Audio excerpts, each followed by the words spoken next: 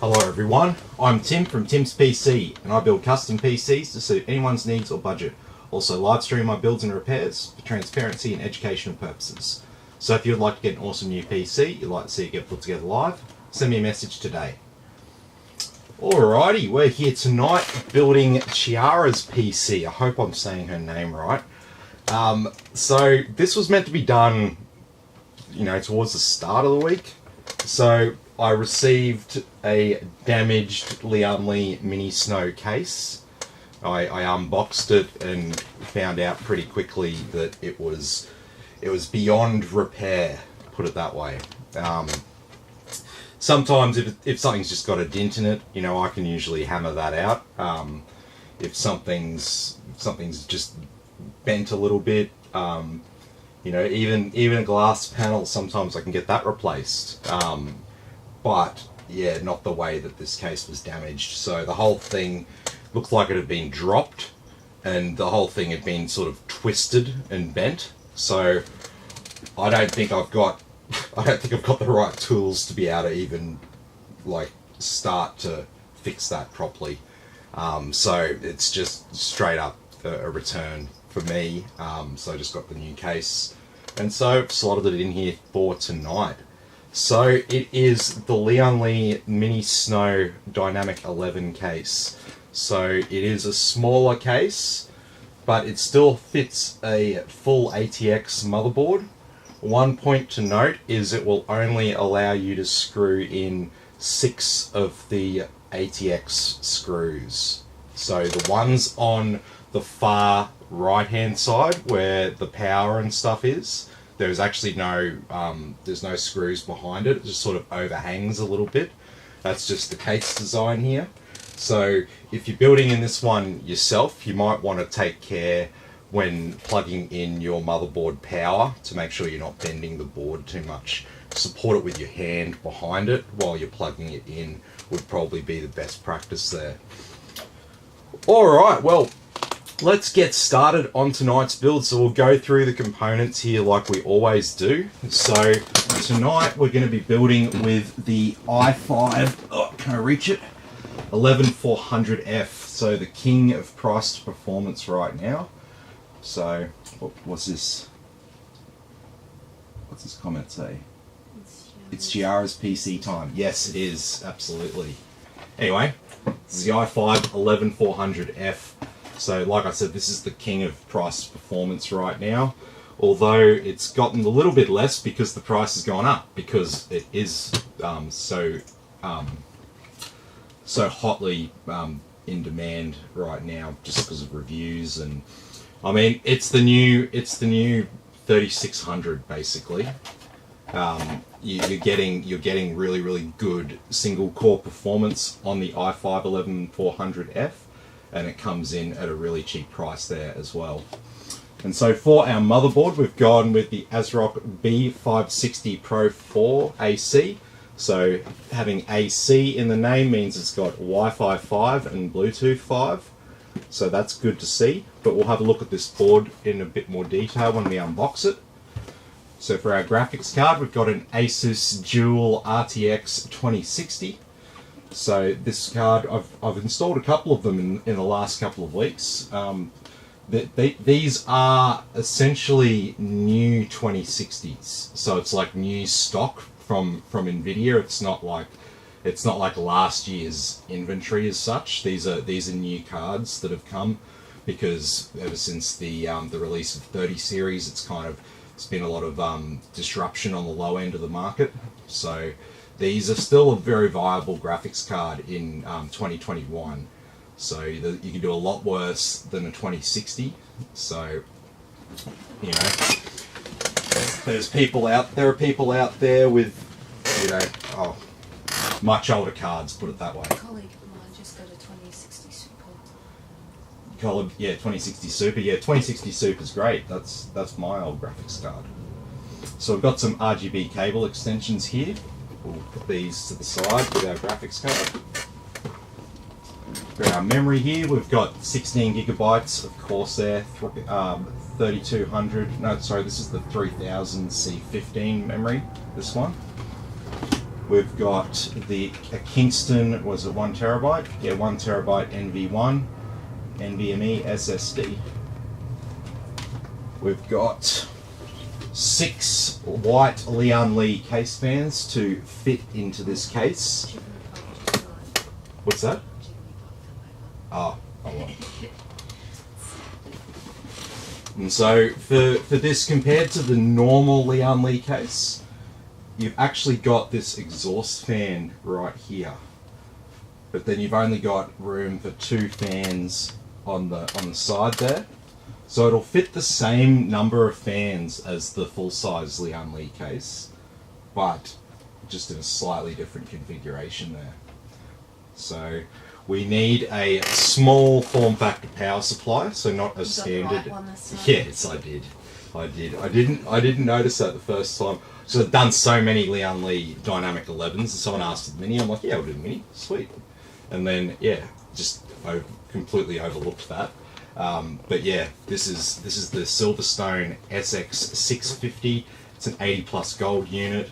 To give you some power supply facts here, it puts out the full 650 watts on the 12 volt rail, 54.2 amps there as well, and you know it's got a pretty decent efficiency curve there, so staying really efficient until about 90% utilization. It's over 80%, sorry, over 90% efficient at up to 90% load. Basically, that's the summary there. So yeah, a lot of people get confused with that 80 plus rating. Some people think it's like, you know, the quality of the power supply, but it's actually the rating of the efficiency. So a power supply turns AC current coming out of your wall and turns it into DC current for your PC. So with that conversion of AC to DC, it's not a perfect conversion. Not 100% of the energy coming out of the wall is converted to DC power, and so there's an efficiency of the conversion, and that's what the 80 plus rating addresses. So if you buy any 80 plus rated power supply, they've all got to be decent quality, because to make a power supply that is efficient and does that properly, you need to use components that are a little bit more expensive. You can't make it like a cheap piece of crap. Hey Tapiri, how you going? Yeah, she's here. She's here. Alrighty, and then finally we've got the Silverstone PF360W for our cooler. So we're going to mount this one to the top of the case there. So there's room for a 360mm radiator up there. It just fits. And then yeah, we'll have the fans in the other positions there as well. So you never want to mount your radiator to the bottom there, because you always want the top of it to be above where the CPU sits, because you don't want that air bubble to get caught up in the pump. You want the air bubble to sit somewhere at the top of the cooler, because they can't have these things completely full of water. There needs to be some air in the system because of the expansion of the water when it gets hot. So, alrighty, well, let's get started here. Let's have a look at this motherboard.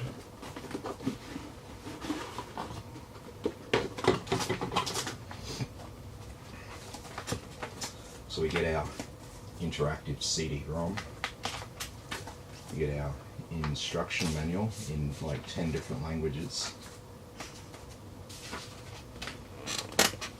Put that away in the brown file. We've got a couple of Wi-Fi antennas here. Why are they not in the same packet? Each shoe sold separate. We got a I/O shield here. That's always good to have. We got a heap of little screws that I've got to deal with. Got some SATA cables.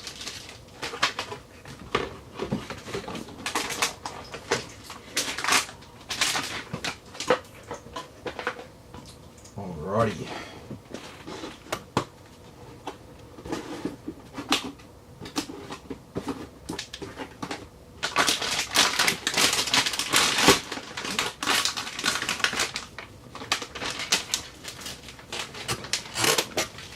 Alrighty. So let's have a look at what we got here.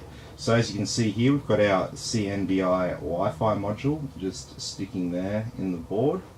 We can see our CNBI Wi-Fi antenna going up there, that little cable. You probably can't even see it from here, but there is a little tiny thin cable running from our CNBI module up the back here to the Wi-Fi and aerial. Alright, what have we got? Anything interesting on this board? No, it's mainly just the usual things. So we've got our 8-pin CPU power connector up here, so this is what powers our CPU. We've got some direct touch heat sinks here on our MOSFET, VRM and coprocessors. So all this stuff around here, the bigger and more powerful the CPU you put in here, the hotter all of these associated systems will get. So that's why you see on more expensive motherboards they've got like better cooling around here, because they're designed to pair with high-end CPUs that are really powerful. And so that's what this power port here sort of powers that part of the motherboard there. You can think of it like that. So coming around here, we've got 4 slots here for our memory. So this is called dual channel memory. So there's 4 slots, but it's still 2 channels. So these 2 slots here are channel 1. These 2 slots here are channel 2. And we have these 2 fan headers up here. So these are designated for our CPU. So one is a CPU 2 and a CPU 1. Around here we've got 2 RGB headers, a 12 volt here and a 5 volt. And we have the 24-pin ATX power for our motherboard. Around here we've got a USB 3 front panel connection there. I like that positioning up with the power supply there for the motherboard. Also got our USB Type-C front panel connection there. Around here we've got 4 SATA ports in the horizontal position. We've got, this is an M2 slot down here, so room for another 2280 M2 drive. Down here we have our front panel connections. Yep. We got 2 vertically orientated SATA ports. We have our what's that? That's the trusted platform module there. We've got 2 USB Type 2 front panel connections there. We've got this one here is the speaker connection if you want to plug in a post beep speaker. We've got 2 more fan headers over here, so that's a total of 4 so far. And we've got this one over here will be for Thunderbolt. We've got, what's that? That'll be Sony Philips digital interface, these bigger square 3-pin. Then we've got clear CMOS, these little 2 over here. We've got another 5 volt RGB, 12 volt RGB, and our front panel audio header. So for our speaker and microphone inputs on the front of our case. And so these little capacitors here, these are our audio capacitors. And all these chips around here are the audio systems. They keep all the audio stuff together on that part of the motherboard to sort of keep it away from other electromagnetic interference from other systems on the board. So over here we have our audio, like I said, as close as possible to the audio system. We've got, what have we got? Do we have 2.5 gigabit Ethernet on this board?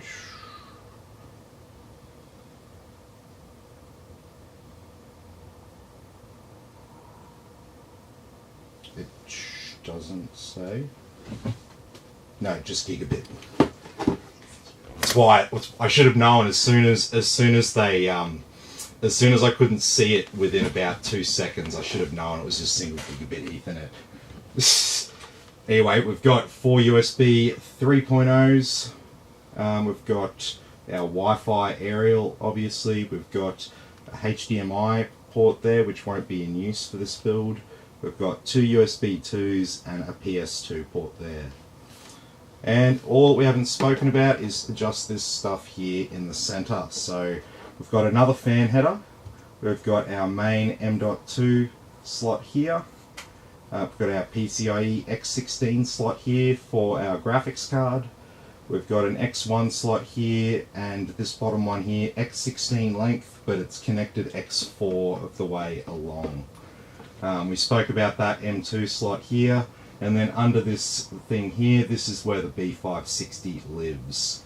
And so this is the B560M because this is a micro ATX board. Can you get boards that have like the second slot go all the way along for the graphics card? Then? What, Yeah. this slot connected all the way along?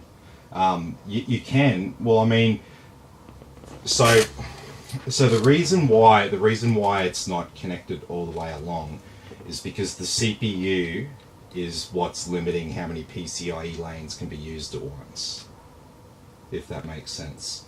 So basically the CPU can't, like a lot of different CPUs have different levels of PCIe lane compatibility. So if you look at, if we look at like, let's look at Ryzen 5000 just because it's the sort of like the standard right now. If we look at that, they have 20 PCIe Gen 4 lanes. So that means they plug in the graphics card, X16, that's going to use 16 of those lanes. Then you've only got another 4. You plug an M.2 drive in, that's another 4. So, you know, realistically, you're not going to be able to use 32 lanes on even a 5950X. On a high-end motherboard. You won't be able to use 32 lanes anyway. So if you wanted to run 2 graphics cards together, X4 is kind of all you need because no one has more than 20 PCIe lanes. If you want more than 20 PCIe lanes, you need to go over to the workstation platforms, Threadripper and Xeon, and then they'll give you. I mean, remember the workstation we did before? That had 7 X16 slots connected all the way along, every single one, because it's designed to pair with CPUs that have like 48 PCIe lanes, so they can talk to 4, 3 or 4 slots all at once. Anyway, what have we got? Hey Nick, how you going? Happy Friday indeed. Hope you're enjoying your Friday as well. It's kind of good we did this one on Friday anyway. Alright, well, let's start by putting these other screws in place. Because it's so annoying when you go to upgrade your PC and you can't find these little screws for the M2 drive.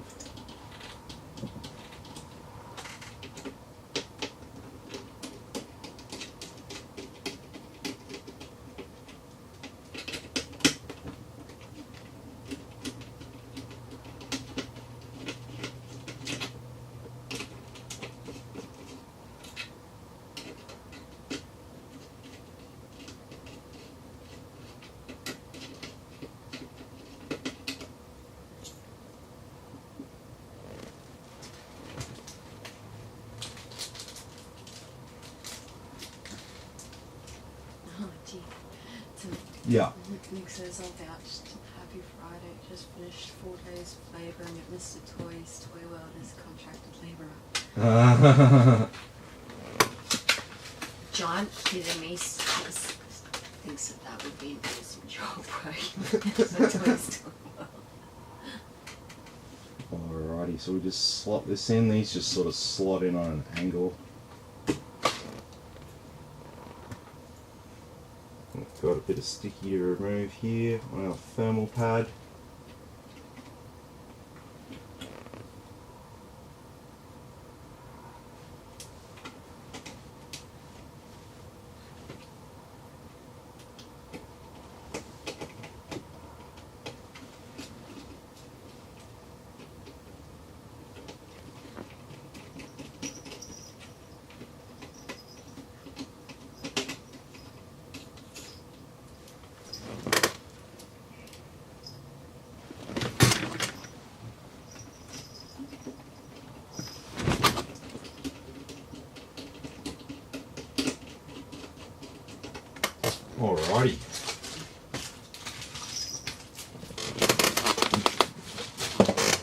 So we've got our M2 drive installed.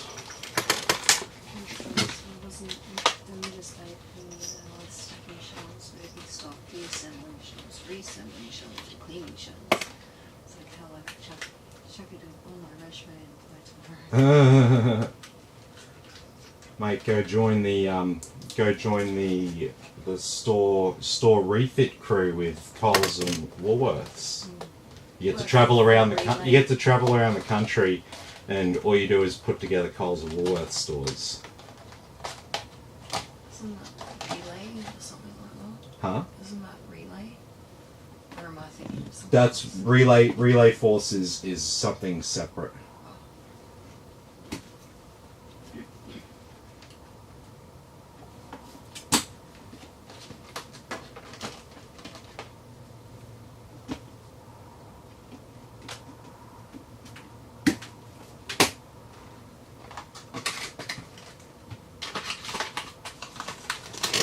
Okay, so our memory installed. So I'll install our CPU now. We don't need the cooler that comes with this. We just need the CPU.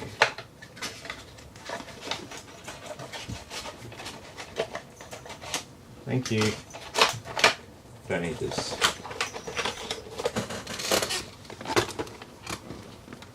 Alrighty, here it is, the 11400F. The CPU that you probably weren't excited about when it launched, and then were like slightly more excited about it when you saw what it could do.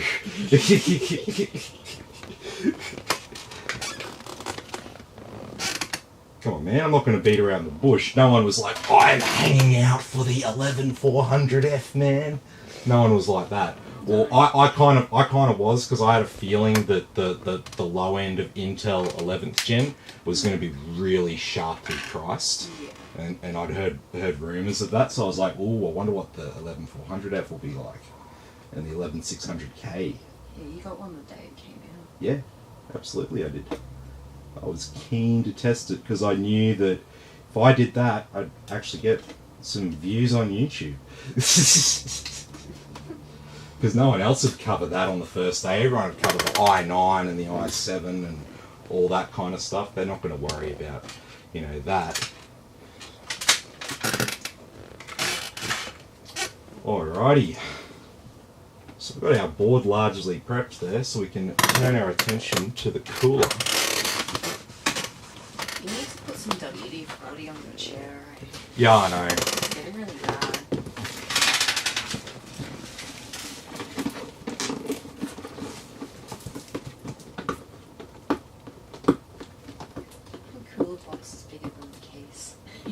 Yeah, I know.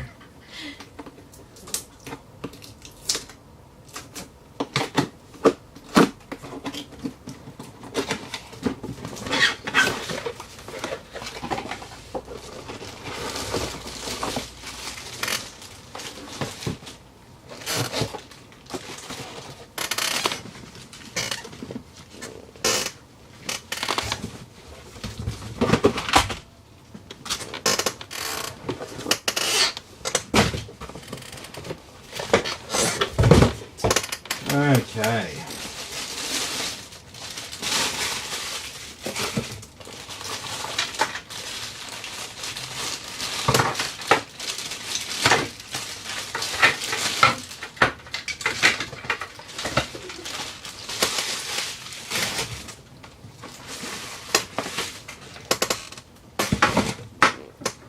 Okay, so we've got an Intel bracket there, which means we're going to need this thing.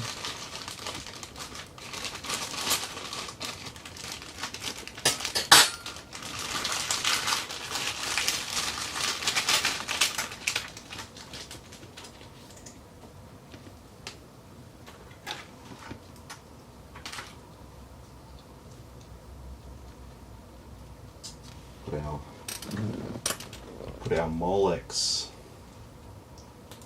straight on the pump there.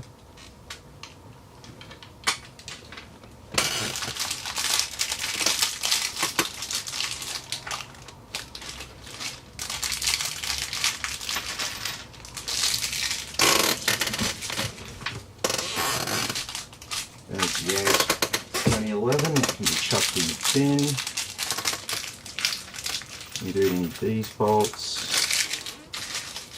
Don't need that RGB controller. AM4 bracket, thermal paste, RGB splitter. Alright.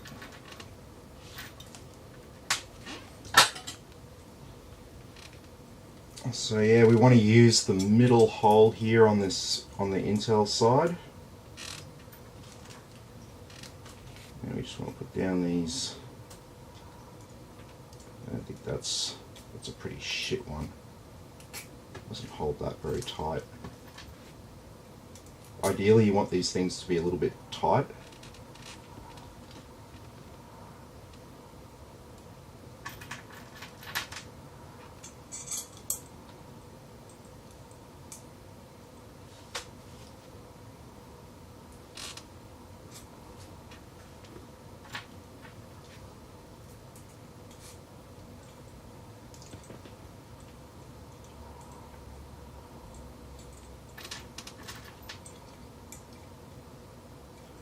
If they're not tight, they're really hard to get these bolts in. Because it's just like they're constantly falling out. Ugh, shit. That's better.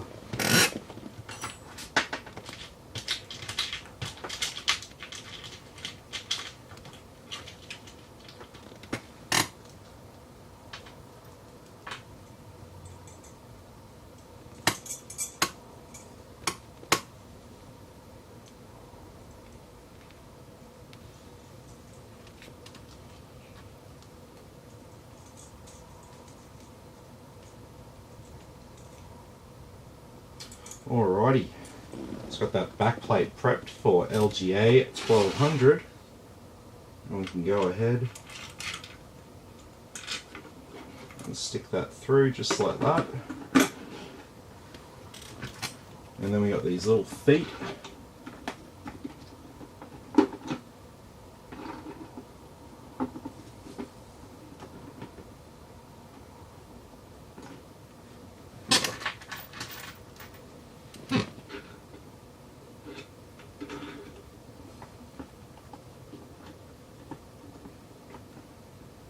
Just like that. Alrighty.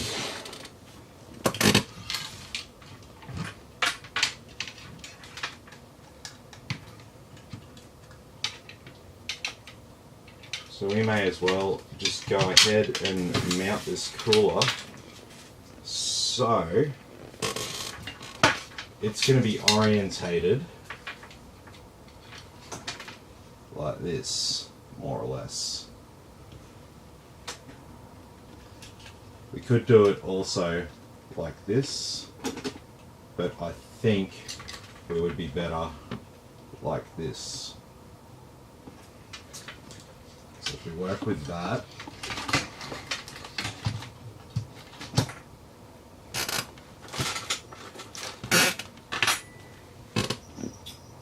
some thermal paste down.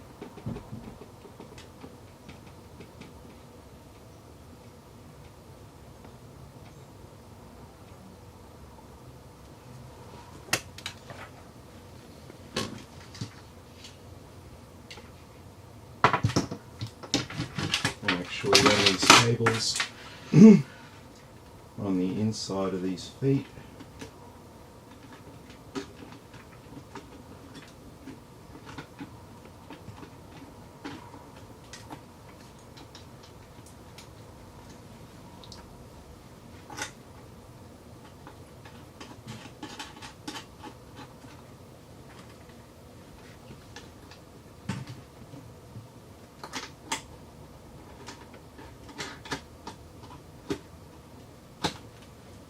There we go.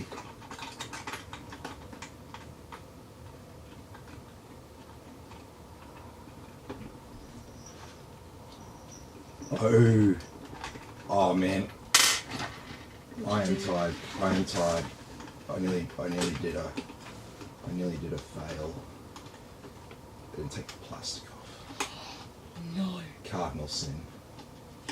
But see, the differences I realised.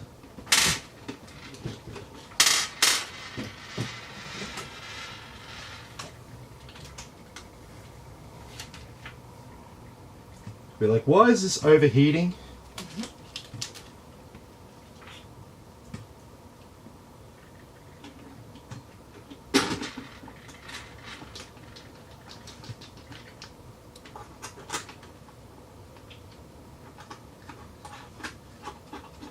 Yeah. Don't forget the plastic tip. Just before you said that, Sharon says, I trust your judgment. Maybe you don't want to trust it anymore. Come on, man. I knew what I did. Yeah, I know, I'm just poking fun. It's been a big week. I'm mentally tired.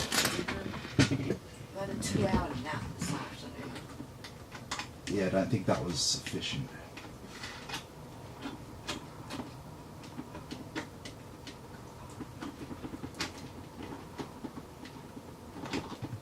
Alright, I'm just gonna thumb tighten these quickly.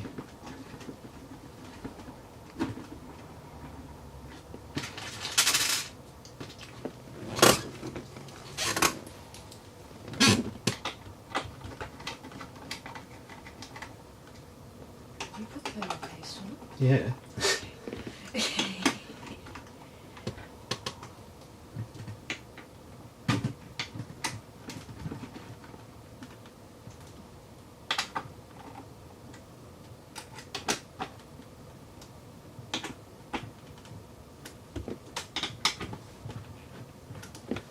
Go.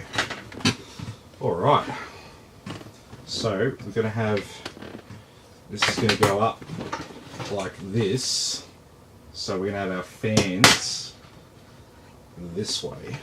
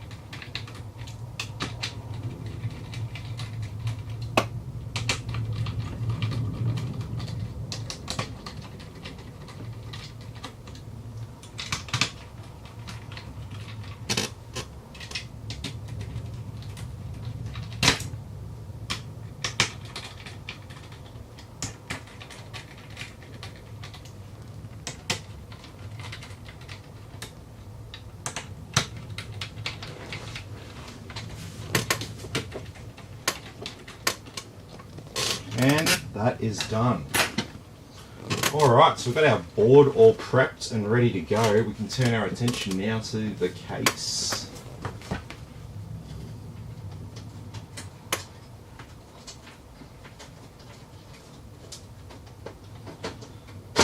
Take this top panel off. And then the side slides up just like that.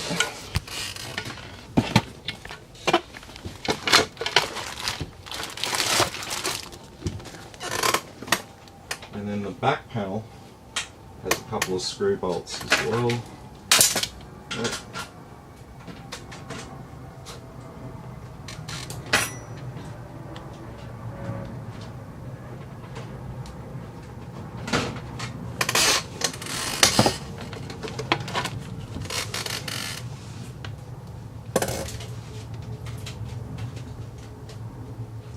Okay. Oh, I'll take this front panel off as well. It's just easier. So there we go, there's the case. We've got, there's a couple more to take off. There's this little panel in here. You can build without taking this out, but it's a lot easier if you do.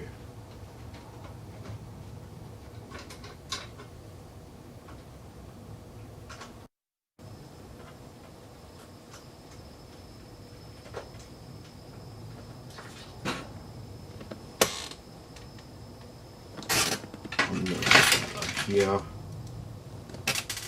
that there, so I don't lose it. So yeah, we've got our cables all sort of tied away down here.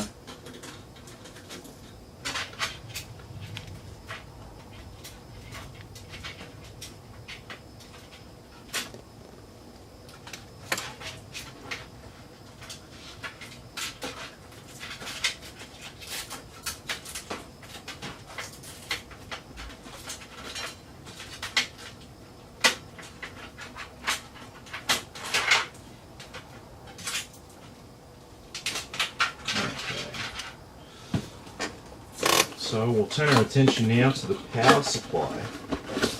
So this will be, I believe this is all fully modular.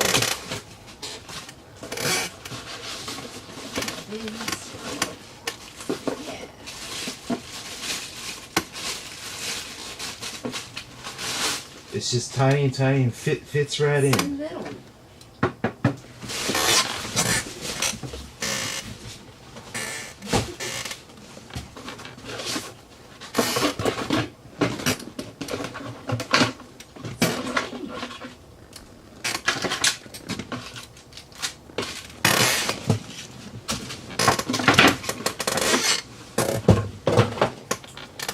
Alrighty, this little box gives you 650 watts. That's so cool.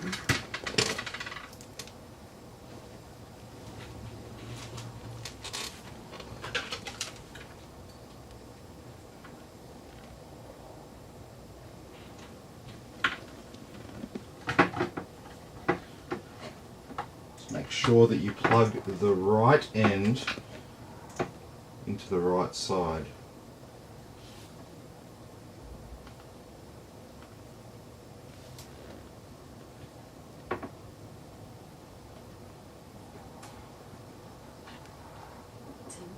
Yeah.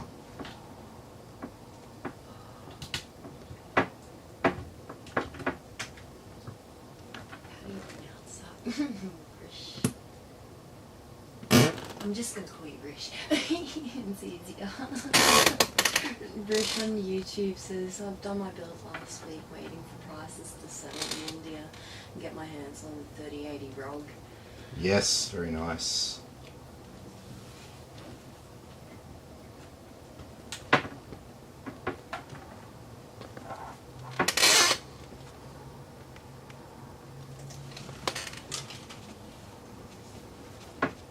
Silverstone kind of make it easy with the, at least with the graphics card cable. Color orientated. Mm-hmm.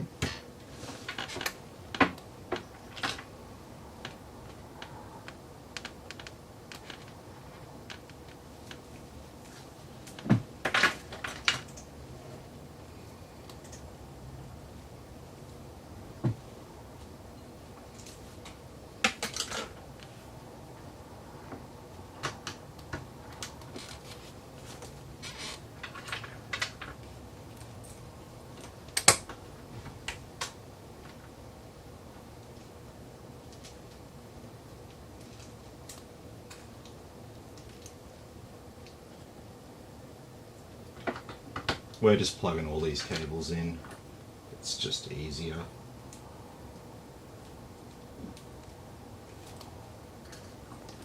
And then we'll just tie down what we don't need.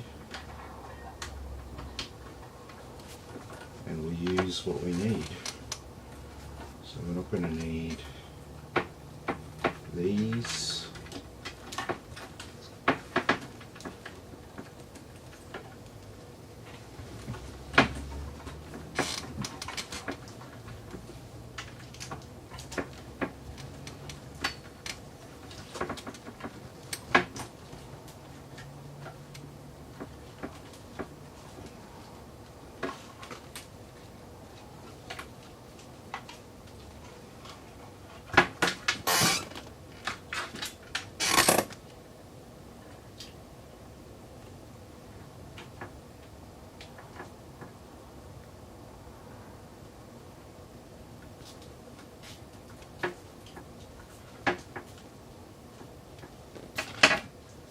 Alrighty.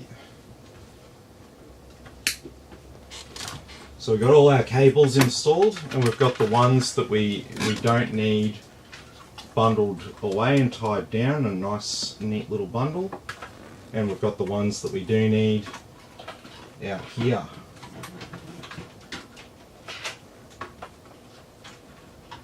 Oh, hang on. Has to be orientated this way.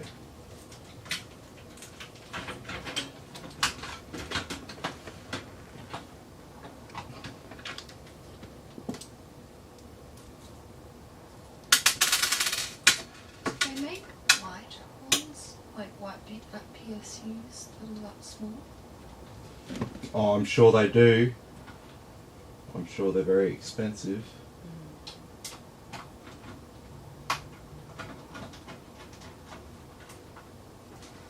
I mean, if it's a problem for someone, we can always spray paint the back of one.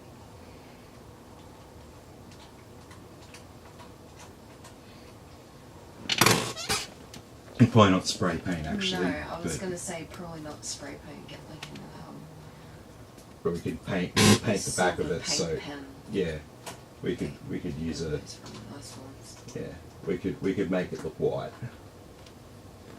That's going to be way cheaper than actually buying one that's white, because yeah, they'll make you pay for that. Yeah.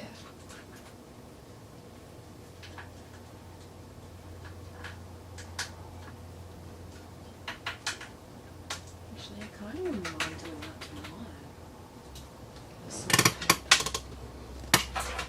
tonight. Okay, so we've got that power supply there installed. So let's now turn our attention and get these fans in the case. I'm a bit of a fan of these fans.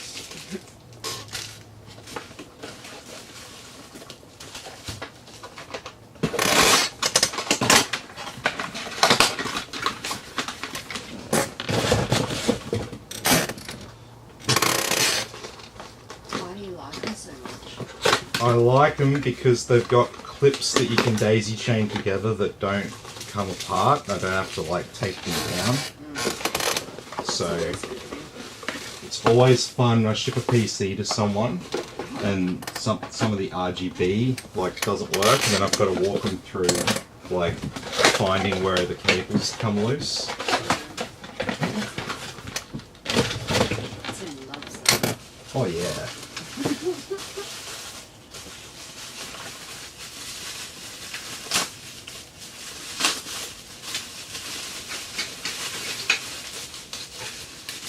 No, well, I don't like it, and the customer doesn't like it either. So, well, like everyone obviously doesn't. sarcastic. Everyone hates it.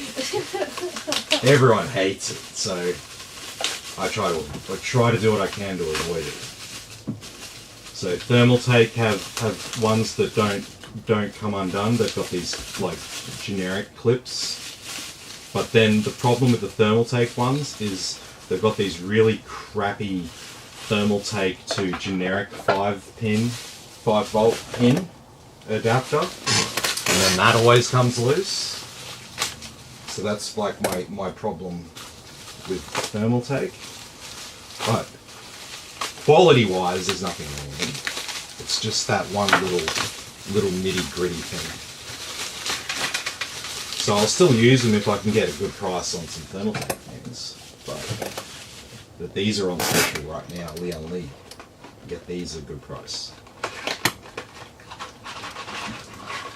Okay, so we get a whole heap of accessories with these Leon Lee fans. They give you quite a lot of kit in here. So, first thing they give you is these six fan controllers. Each 3-pack has a 6-fan controller with it, so that's pretty good. So I like that because then I get free fan controllers, which I need all the time. Don't! Oh my god, cat. And it's good for the customer, because if I get free fan controllers, then I don't have to charge people for fan controllers.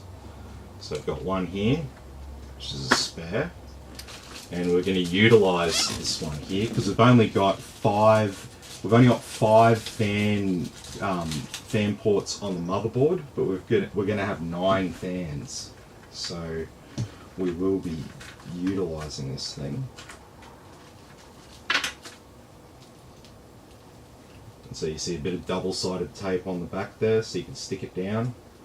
So we can mount this in the back of the case there, and then we can just plug that one into the motherboard, and then the fans can be controlled. So that'll be good. We'll utilise that. These remotes, we really don't need those remotes. We've got a couple of 5-volt 1 to 2 splitters here that they can come in handy, but we probably don't need them either. We've got a total of 9. Well, we've got 6 Leon Lee fans, and then the others are generic. So we're going to need to make a 6-chain daisy chain. So those, and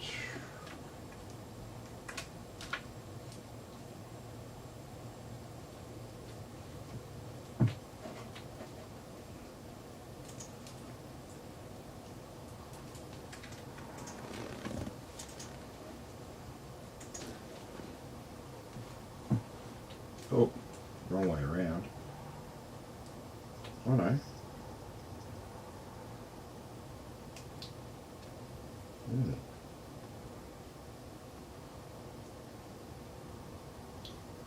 Something not right with that.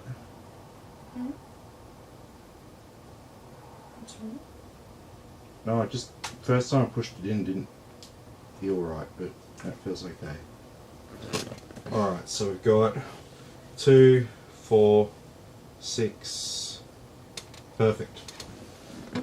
6-chain daisy chain there, which will go from the generic 5-volt, like this one here.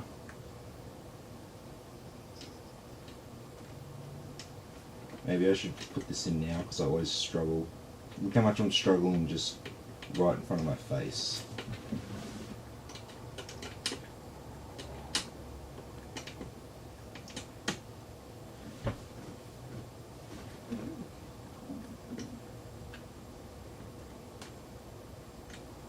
This is why they're so hard to put in. Yeah, it's on it. Oh. Yeah. That's sticking in nice and tight as well. That's good. I like that. I like that. Alright.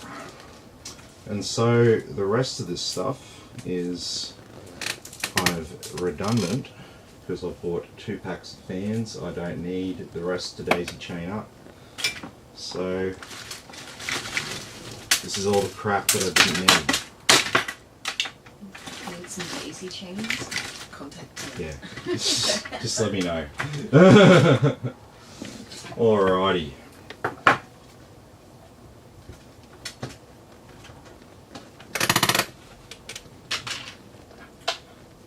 So now we'll just get these ties off. So much building a computer is just unpacking things.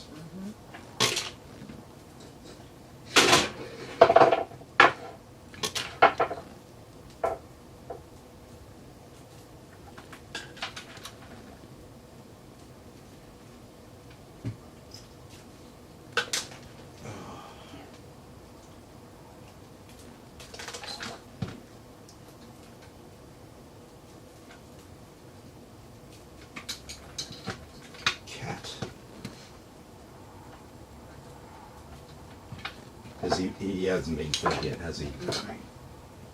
Yeah, that's why he's hanging out. What are you doing? Okay.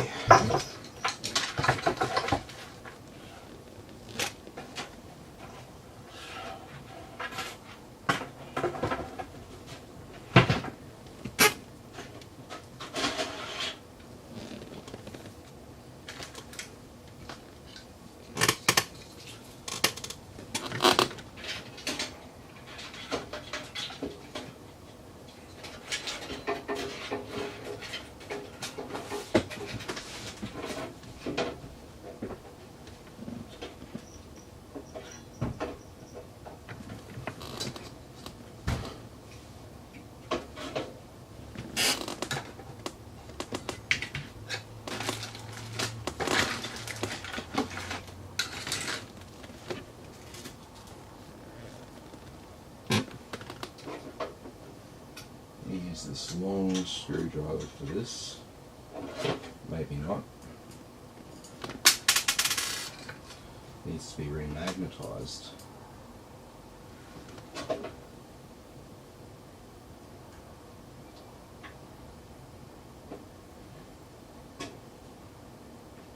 Let's screw it in partly there and then slide it back.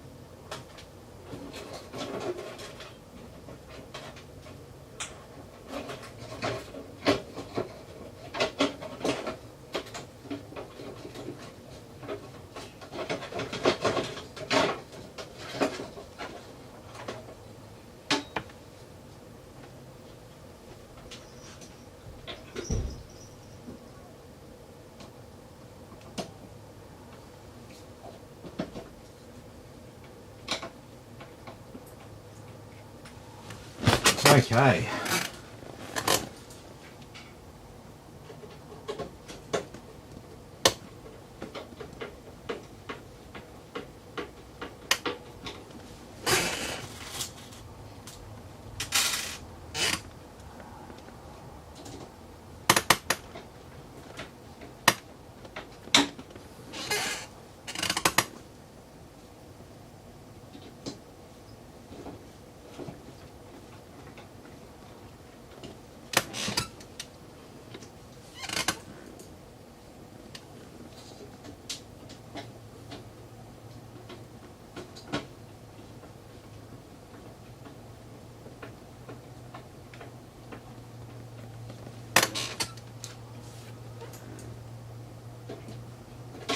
Oh.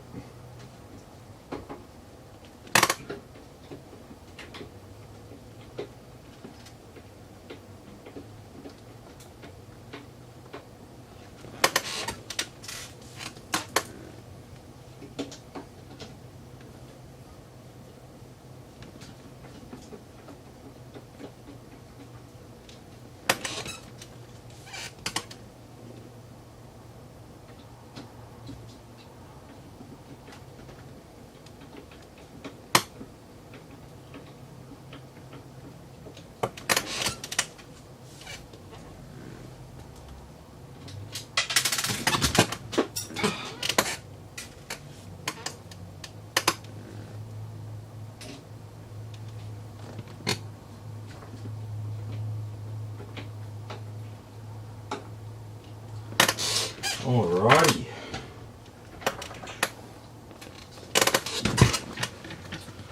So now we've got a couple more fans to fit. So we've got one to go up the top here for our rear exhaust fan.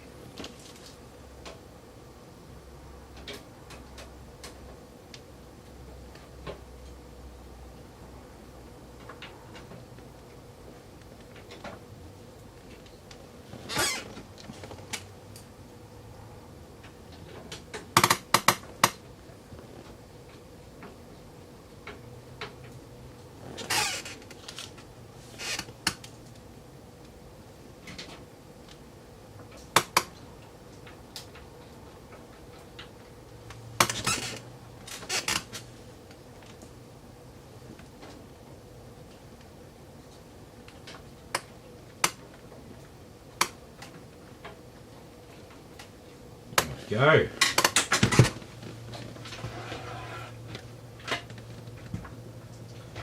So now we just have these fans here on the side.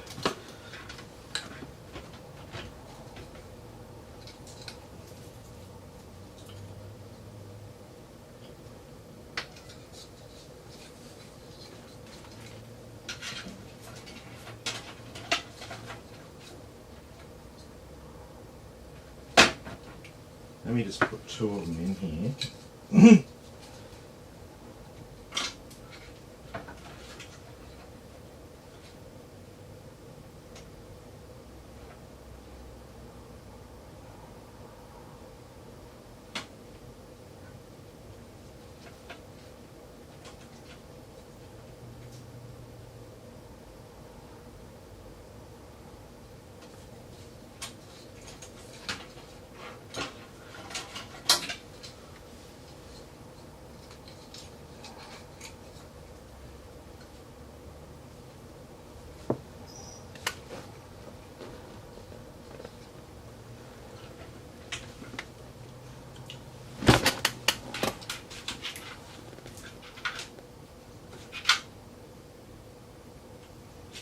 Yeah.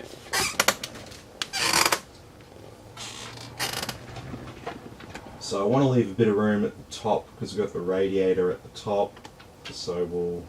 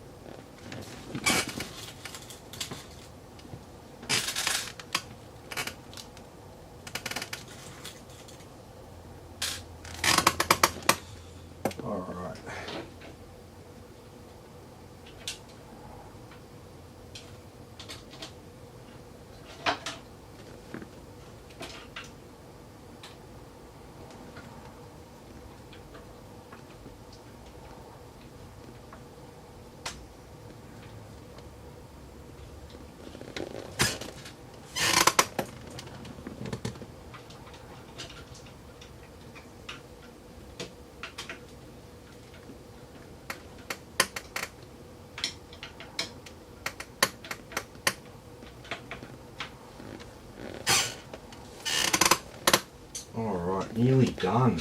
I like it when it gets to this point.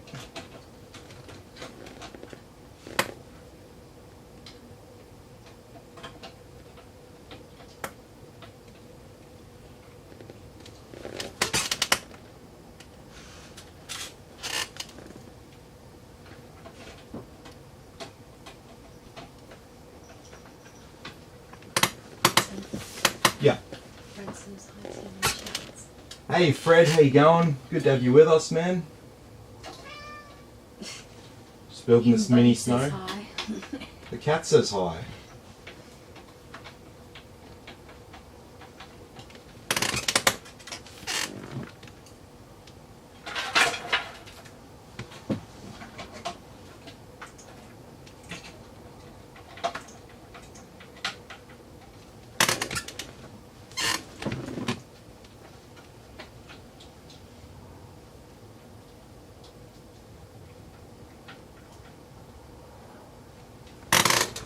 Okay, so we've got our case prepped, got all of our fans installed and stuff.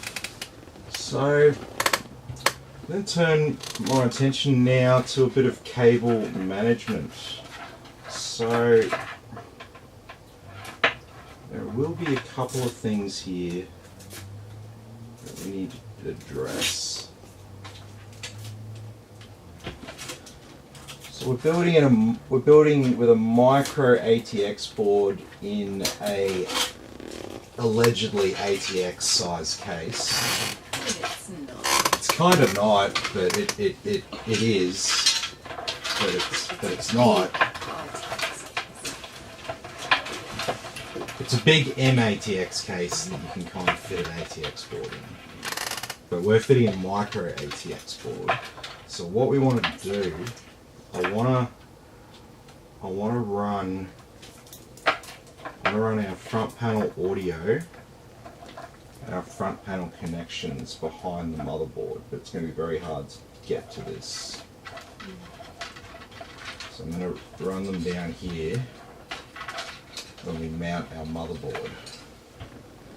The other one's USB 3 and USB-C, but they're over here on the side, so that's not a problem.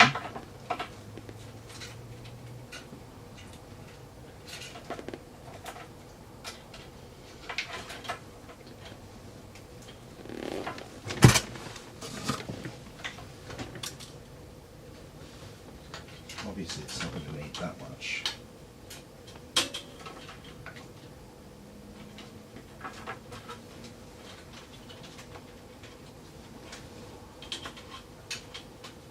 It's probably all it needs.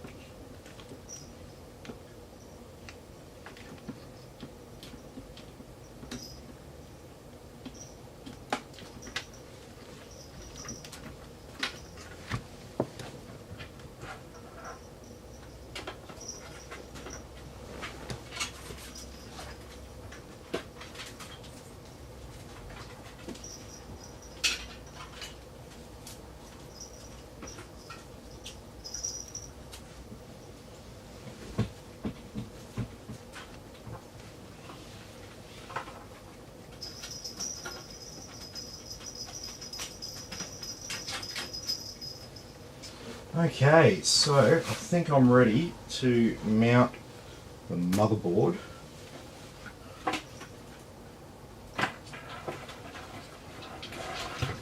Now we'll have a little bit of stuff to play around with in here in terms of bolt position, because we have a standard micro ATX.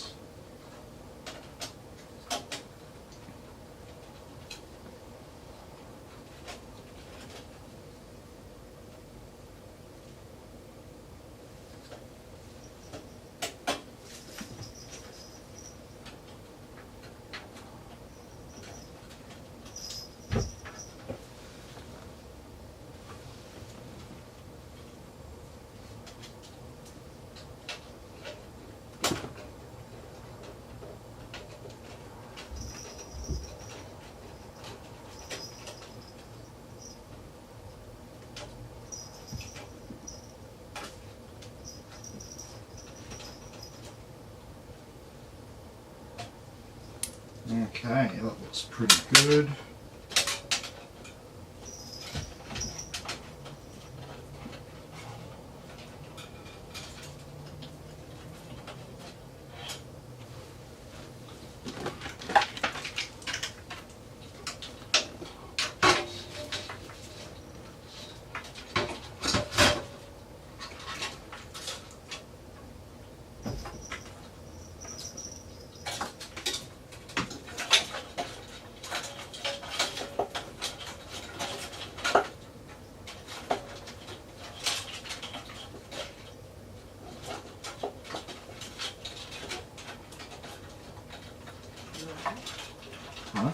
said you brought? Yeah.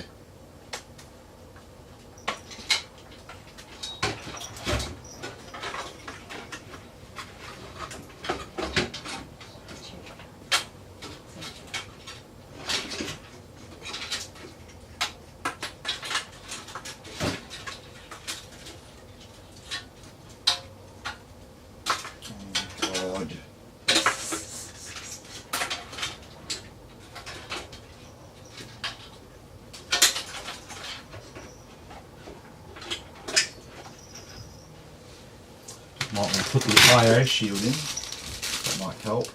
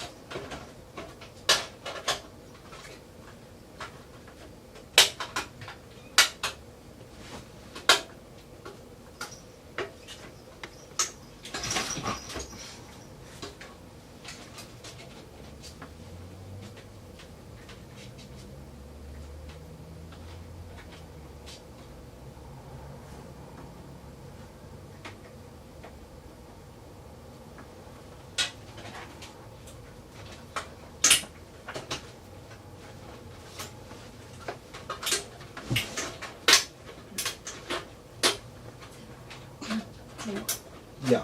Mix those eight guys. Hey Mick, how you going?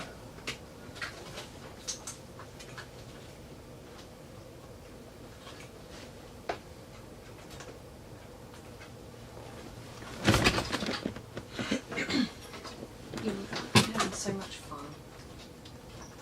Oh yeah.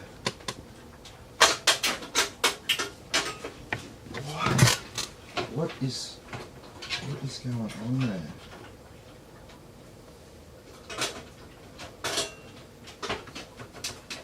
What the fuck?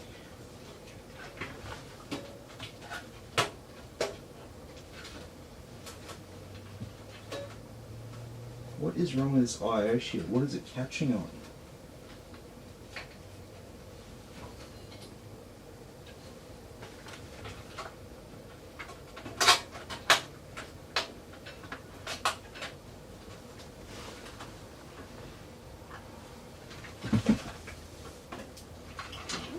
Hang on.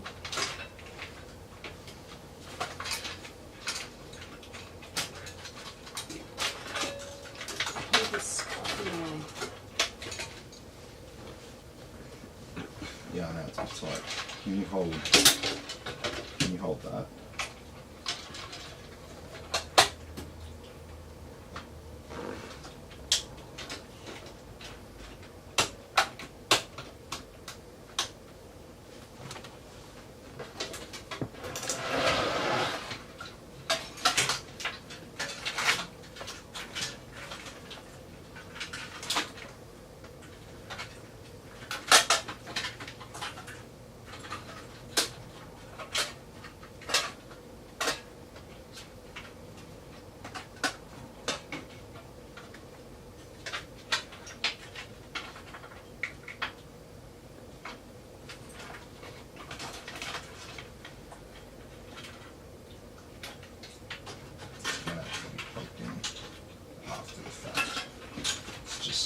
Too hard to get that in.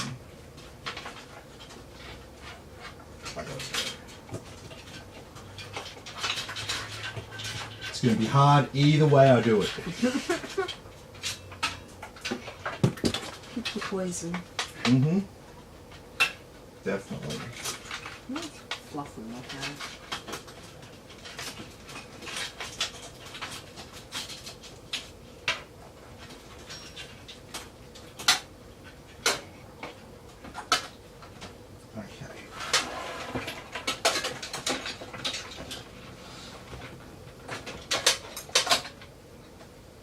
There you go. That's looking better.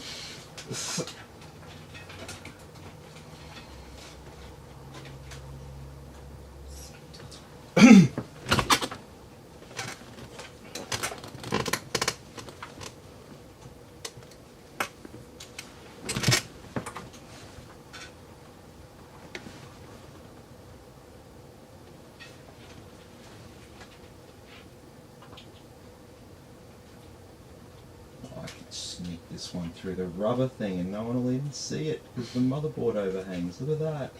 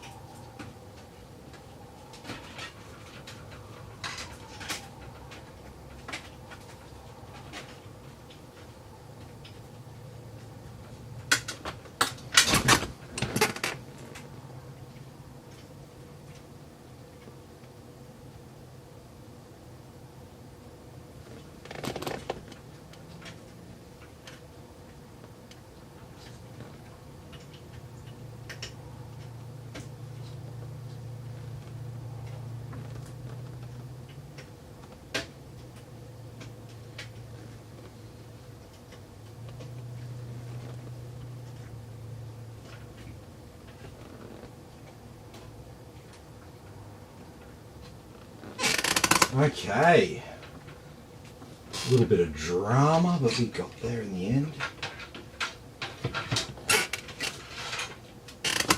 Oh, and just when I thought I was done undoing these things, we got more.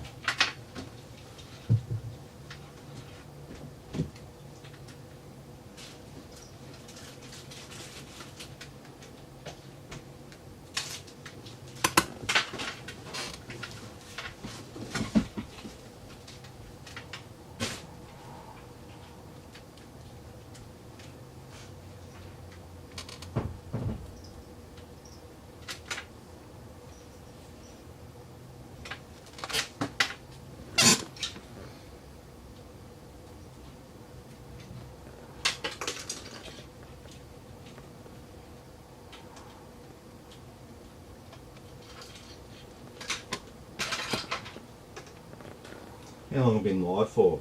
An hour and 20 minutes, that's pretty good.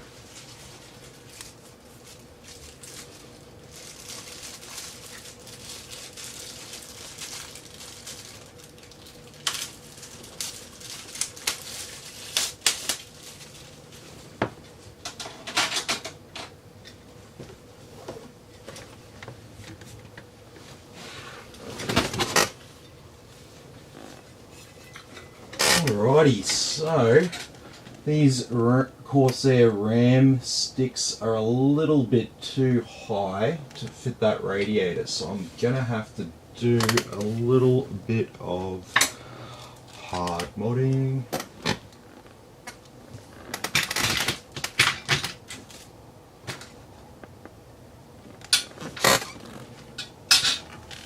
And we're gonna screwdriver.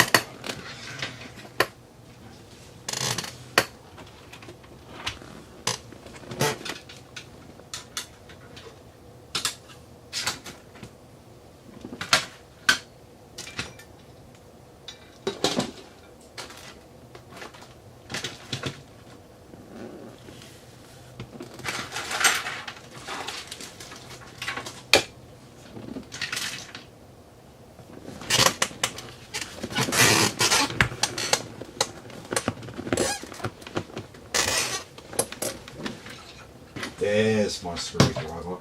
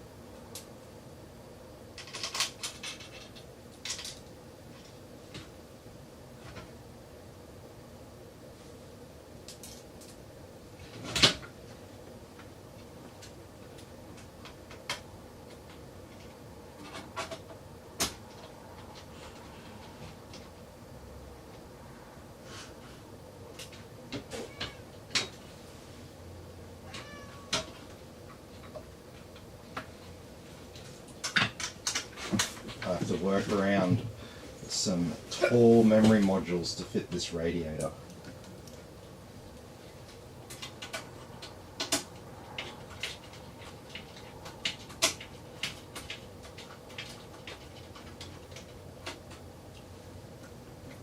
It's gonna it's gonna need the drill, but I'm just fixing it for tonight.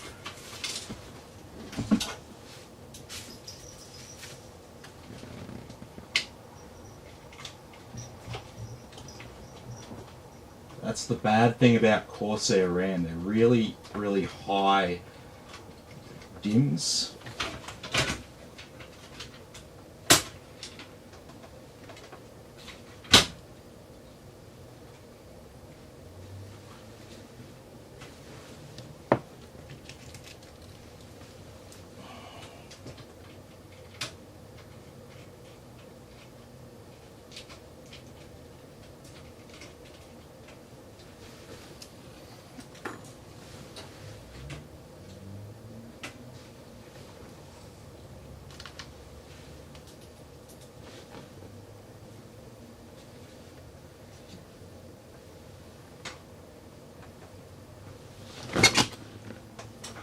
Okay, that will do for tonight, but we'll definitely secure that better than 2 bolts.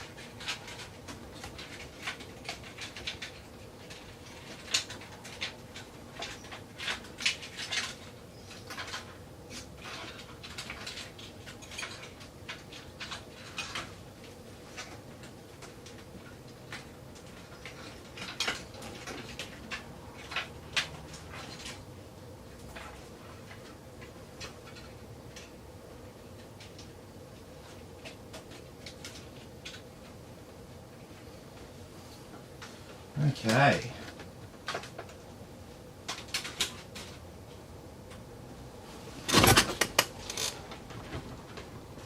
So now we've got all this crap out the back to deal with.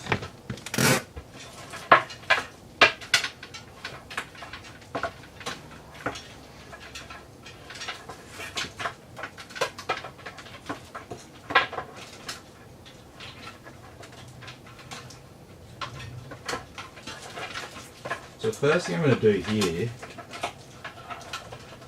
is I'm going to put this motherboard and graphics card power cable out of the way in this 3.5-inch drive bay.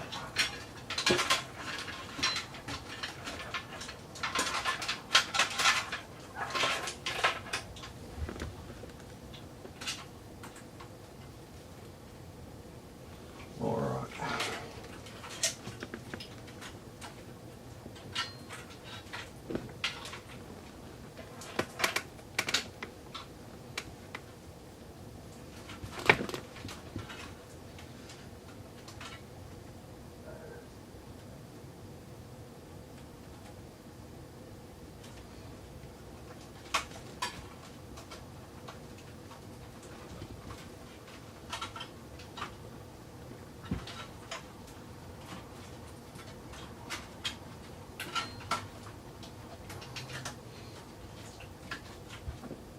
One fan cable plugged in.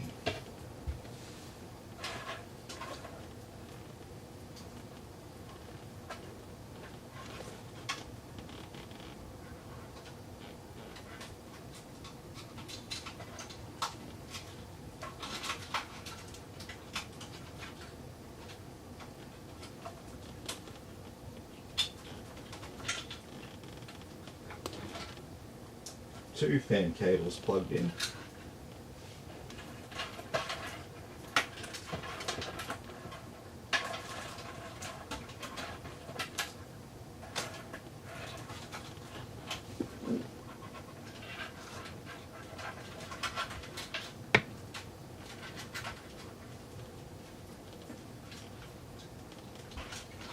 Three fan cables plugged in.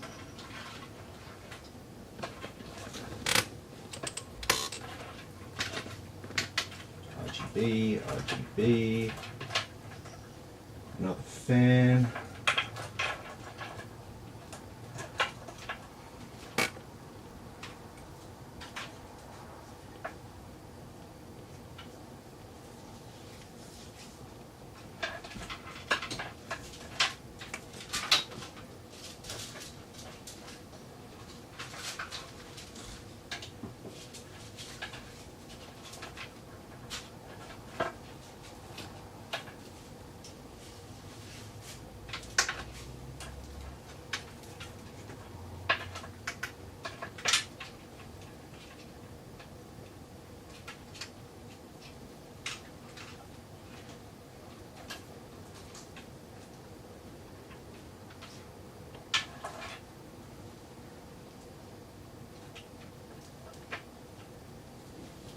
Okay, here's all the rest of the fan cables. We can go and plug these into this fan controller.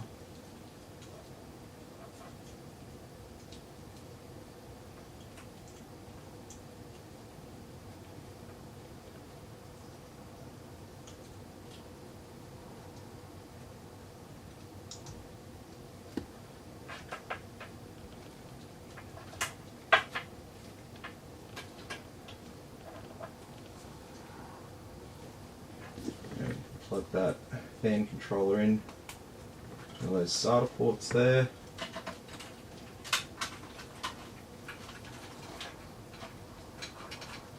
And we don't even have to tie it down, we can just leave it stashed away up there.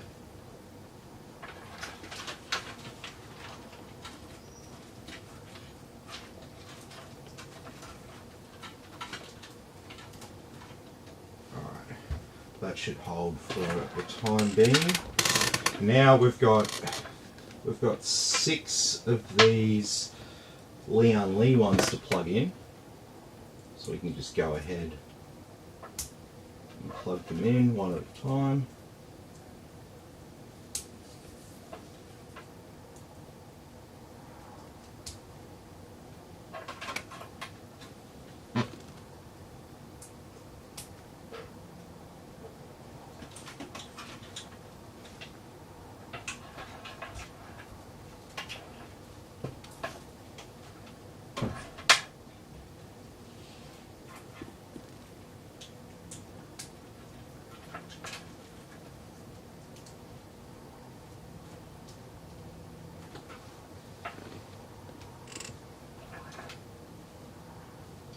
Alright, there's those generic ones. Got this Molex cable, so we can plug that into one of these spare Molex connectors that we've tied away.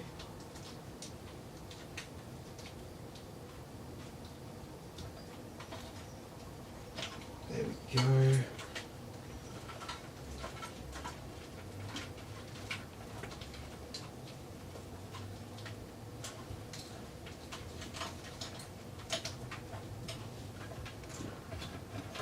So now we've just got these final ones here. So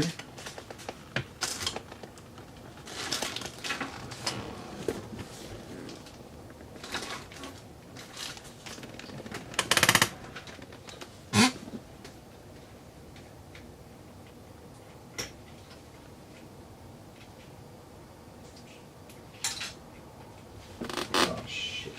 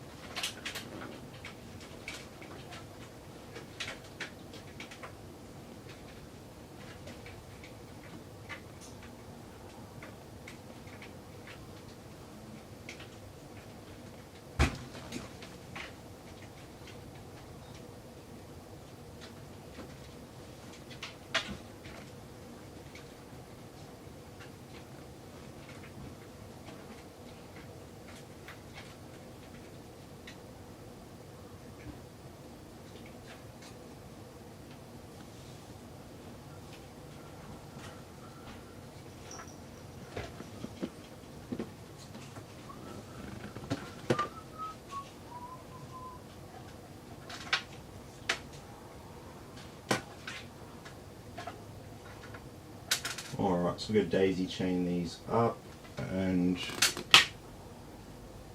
I will need some tape here. I need to tape these ones up because they come apart too easily.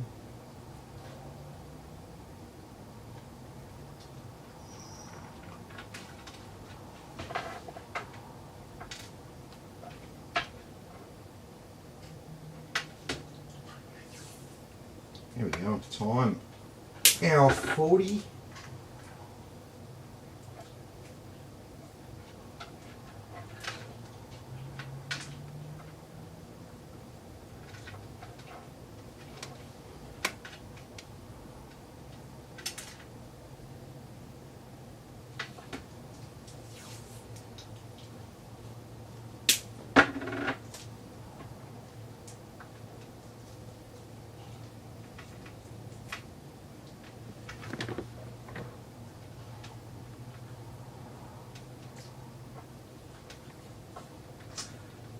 Hey Drew, hey Mustafa, how you going? Good to have you with us.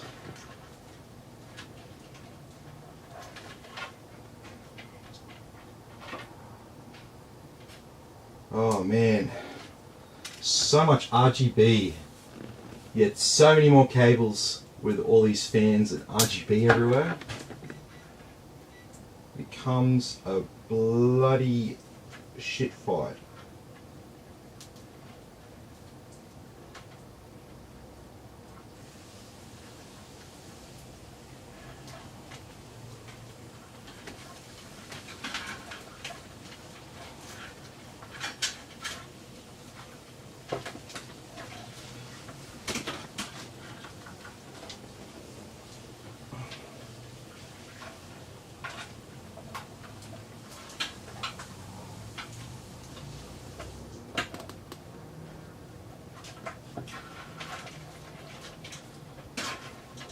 Alright, so I won't.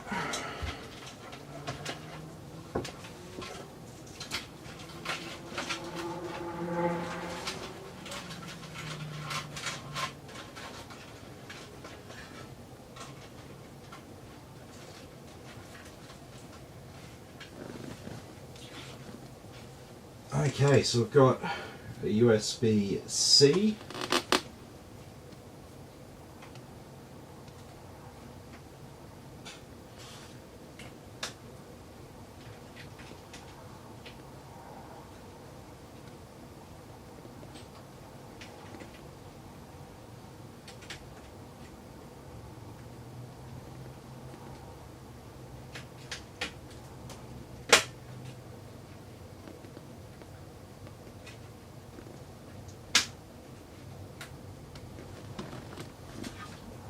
USB 3.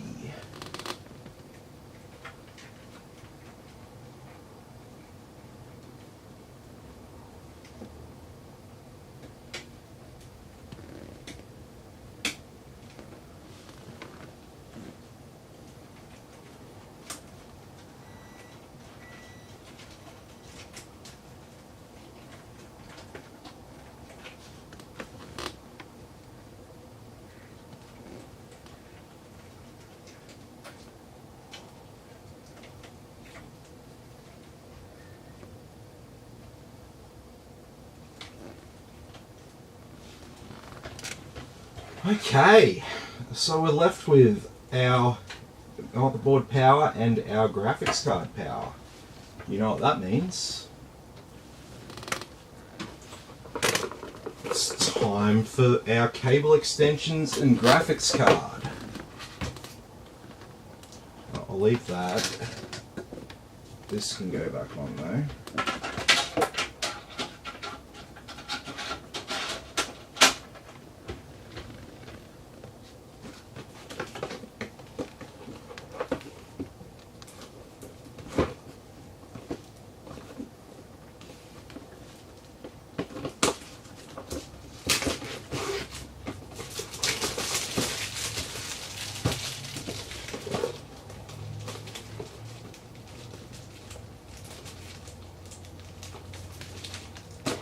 Actually, I don't think I need any box.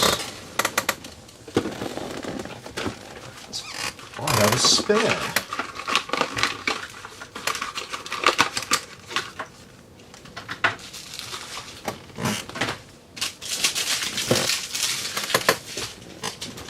Alrighty.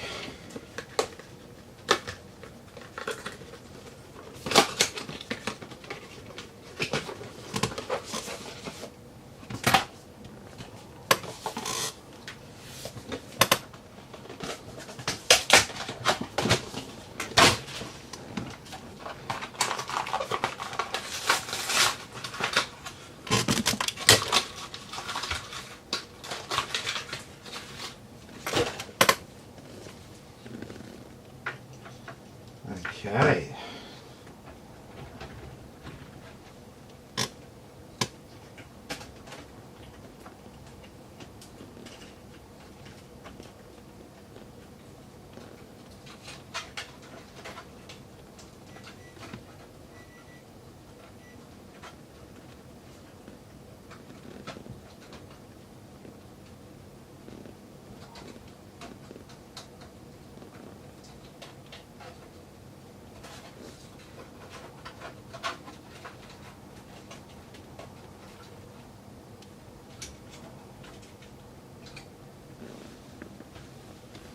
Alright, it's looking pretty icy, pretty snowy. So now we can unbox our graphics card.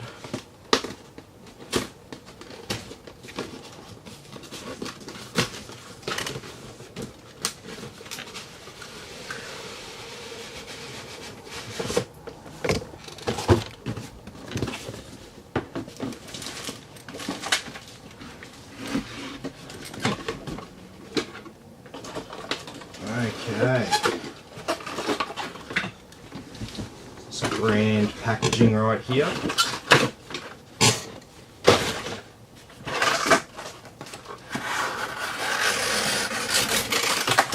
Got some more comments here.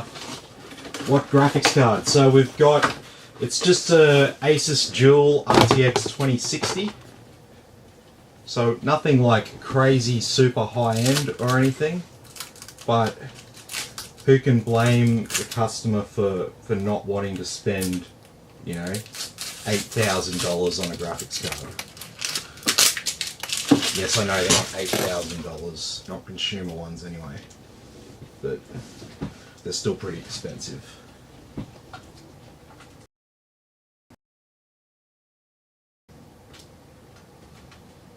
There we go, put a plug in that HDMI port there. A bit of plastic on the back there. Alright, so yeah.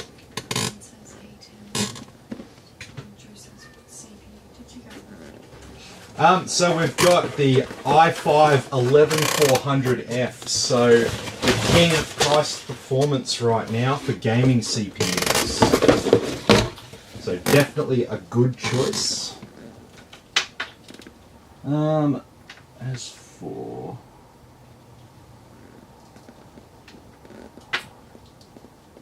what if we run this? What if we run this over the top of those fans? See a bit more of it that way. Yeah. Realize on YouTube says, how much did the bill cost? I'd have to send me a message on Facebook. I'll get you the cost. Could not tell you off the top of my head. It was around the 2800 mark, I think. But don't quote me because yeah, I could be wrong. I do so many quotes every day that it's very easy for my brain to confuse two values. But just based on like the parts alone, I would say, yeah, roughly that. Alright, that looks pretty cool. Up the top there, I reckon. That'll be sweet.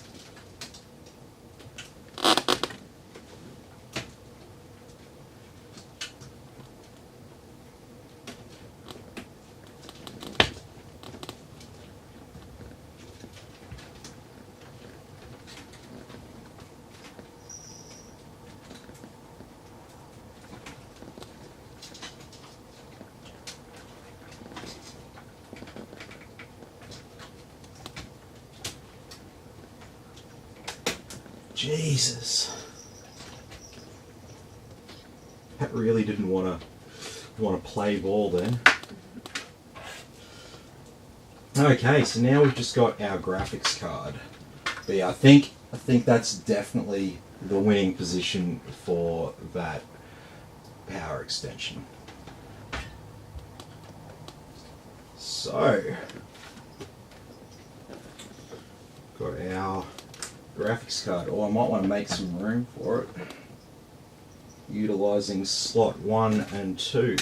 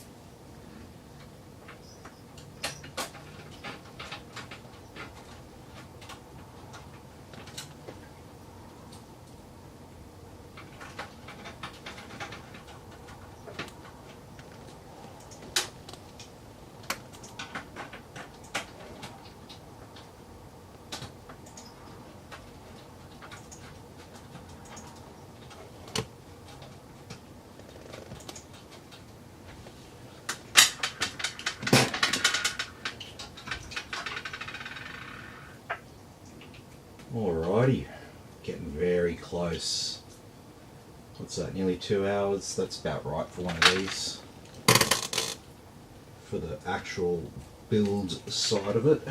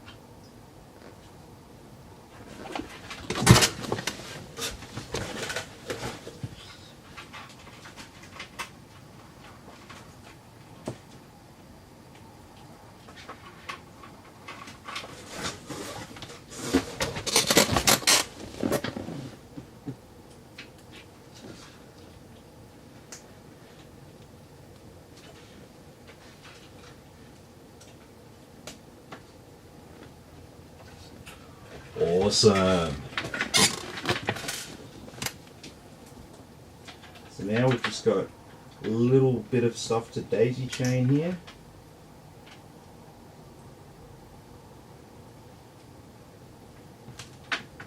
A little bit of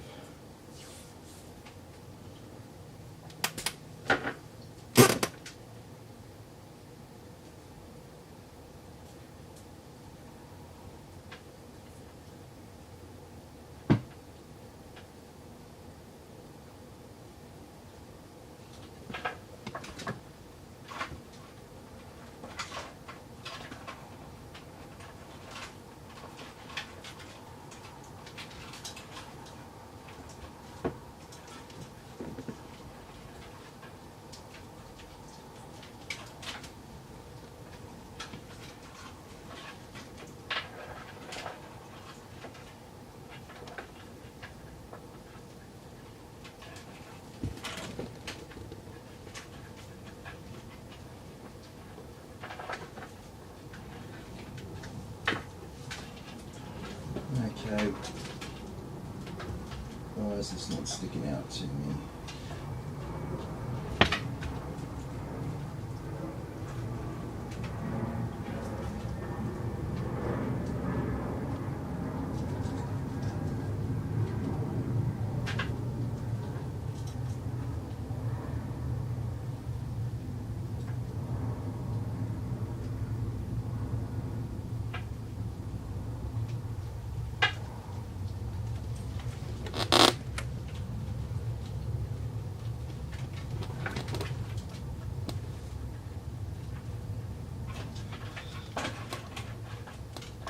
Jesus, really? Where? Where is it?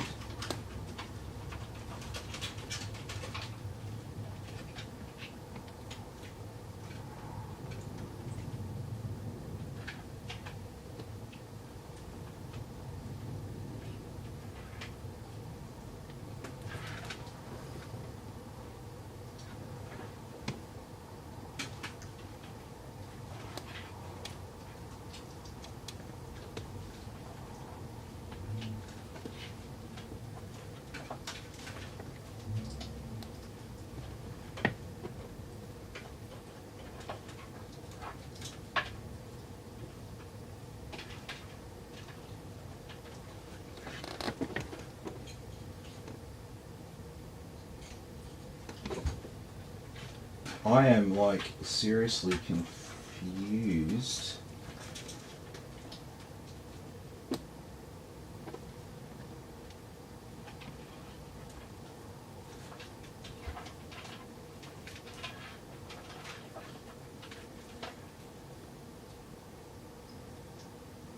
One, two, three, four.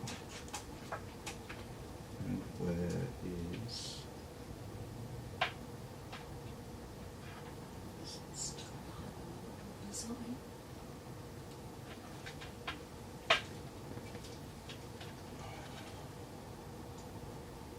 No. Oh.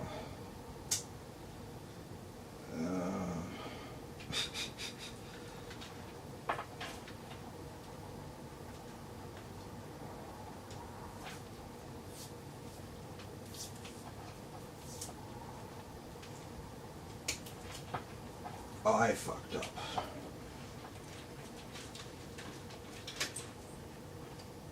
No wonder it didn't look right.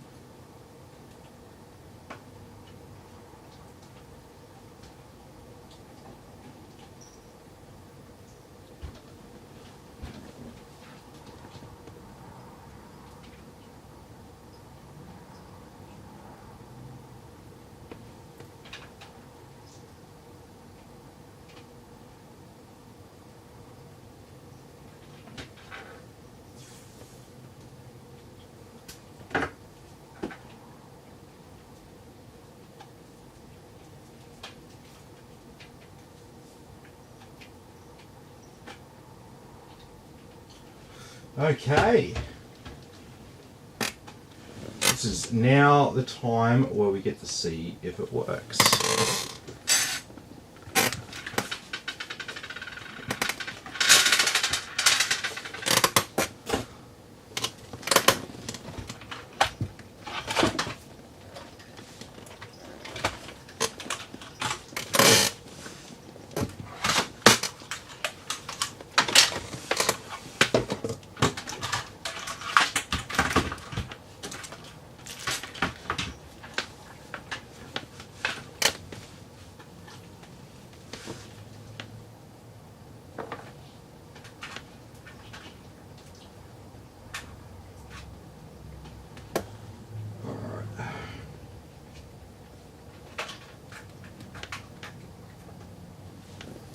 Need a couple of little Wi-Fi antennas.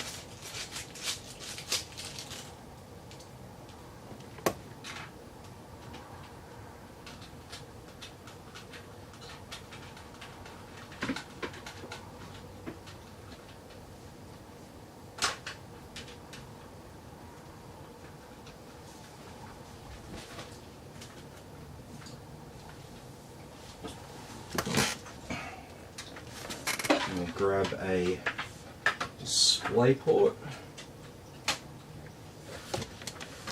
We'll grab a power cable. And last but not least, Windows installation media. Now we'll flick the switch on. Oh, we're getting some light already.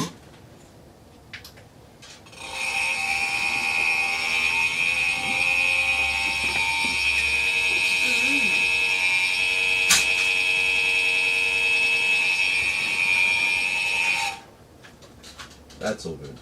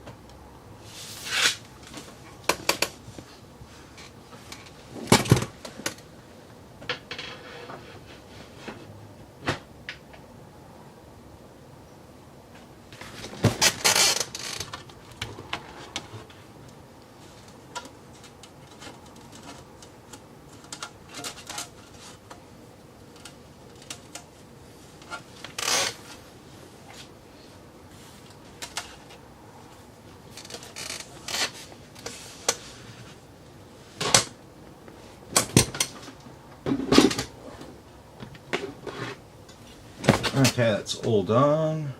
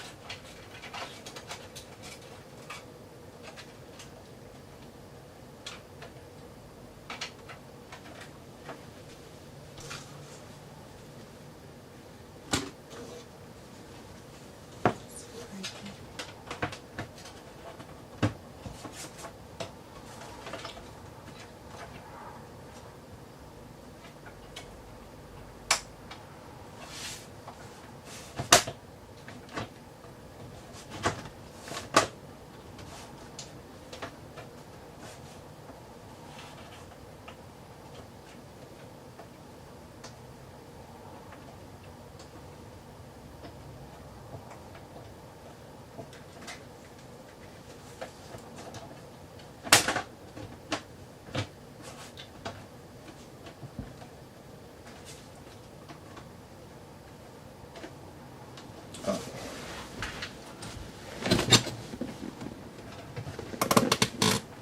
Why is it? Why is that not sliding on?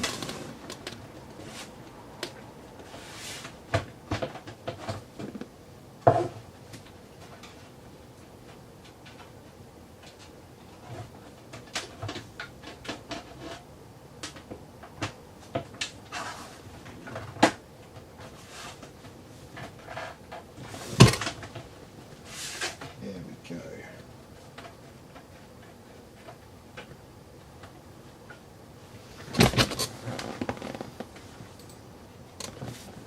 Alright, I'll give it some internet.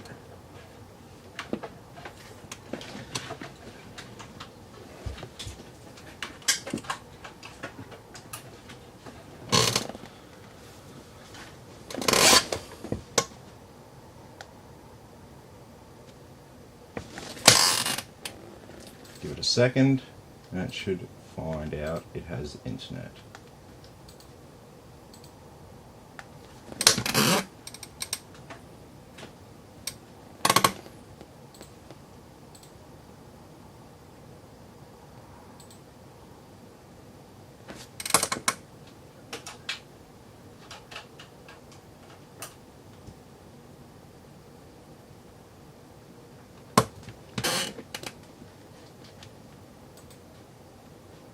Really?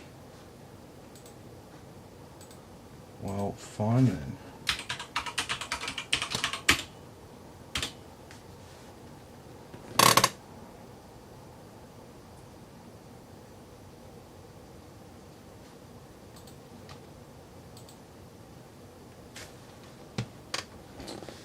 For some reason, it doesn't recognize the driver for the Ethernet. So, Yeah. to be honest, it's good to use always. Yeah, man, it's come up pretty nice, I reckon. Yeah, the mini snow always looks good. Lots and lots of lights.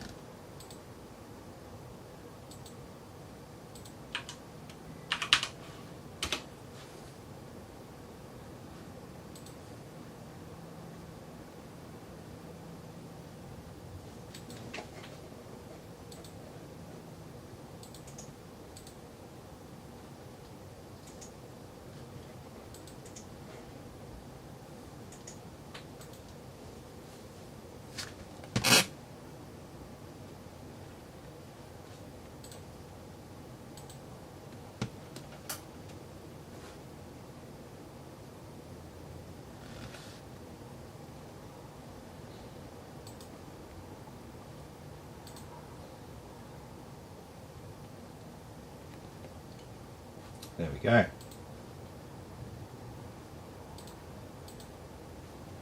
Alright, so I've got an ASRock board here.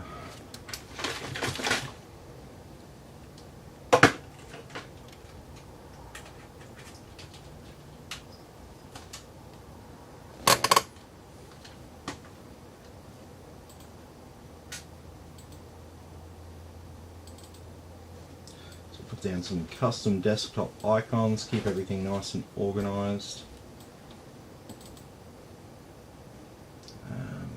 No WD.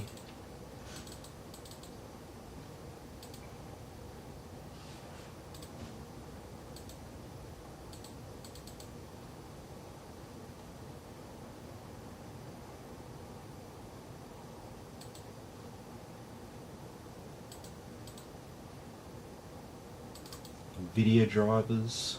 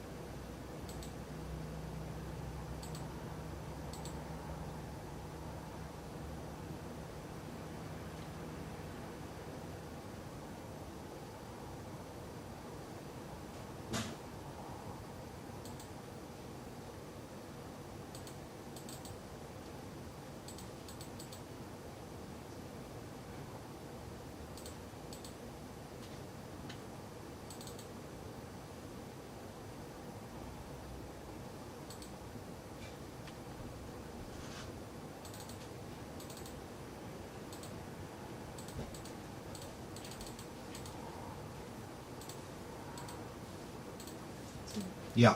Let's see if I see the root. I don't know.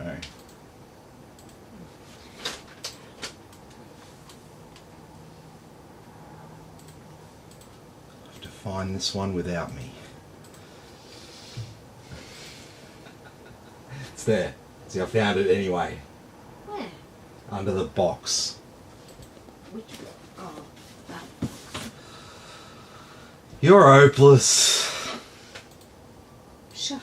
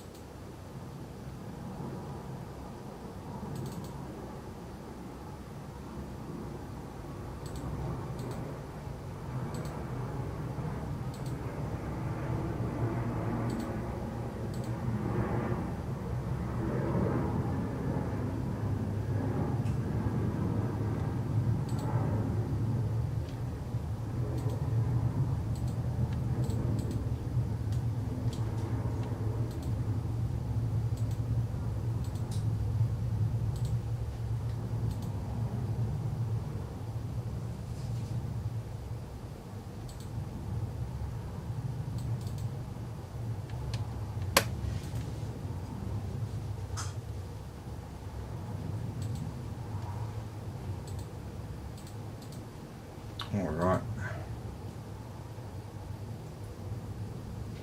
Nearly done.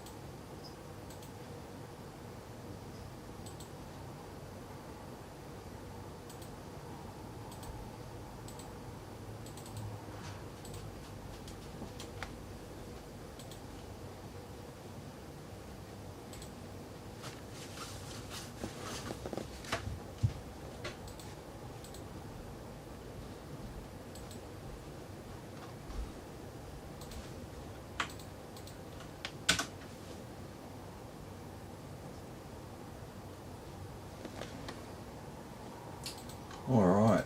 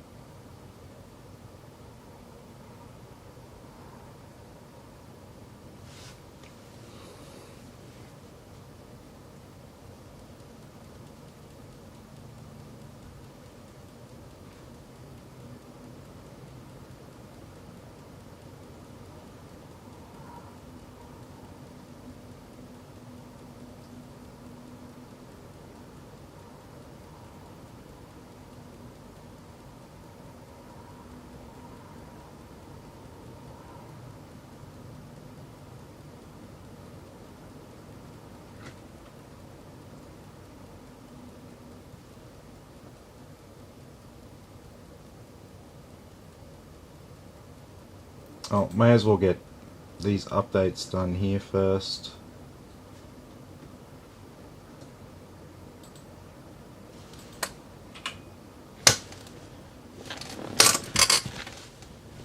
Alright, I'll be back in a second.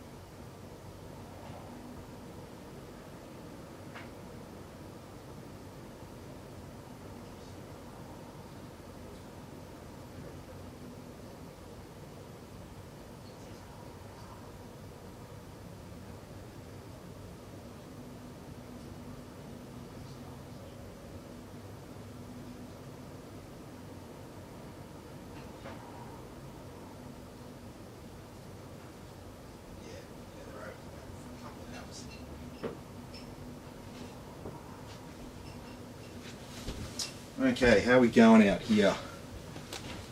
Still going?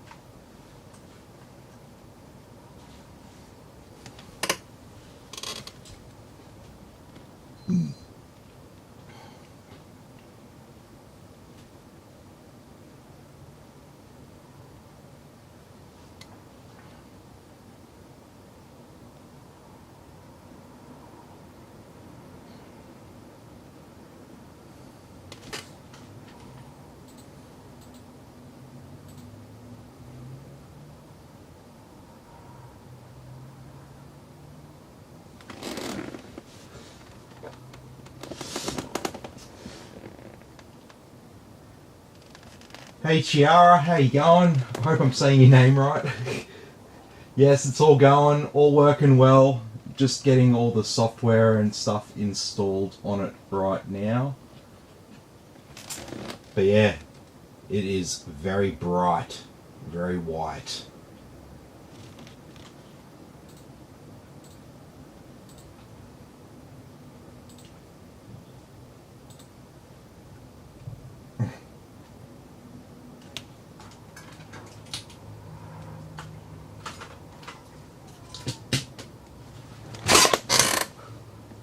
I hate how this ASRock utility restarts after everything it installs.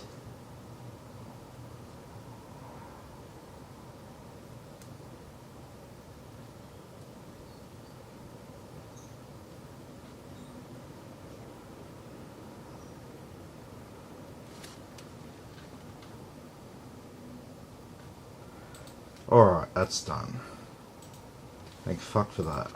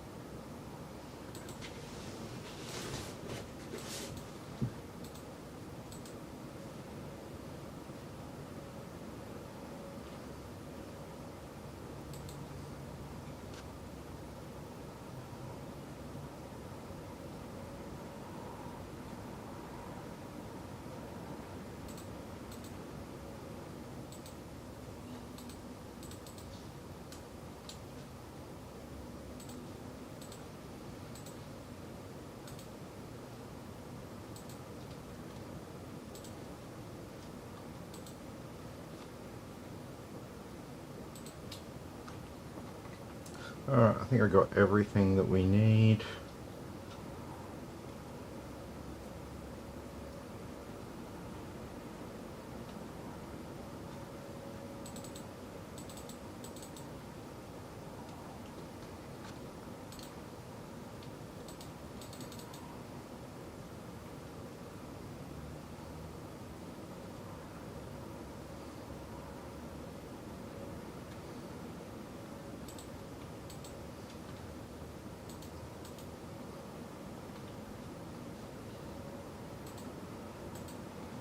Alright, so we've got those two to go. We update all our Windows apps. They will come through. Looks like we're nearly done.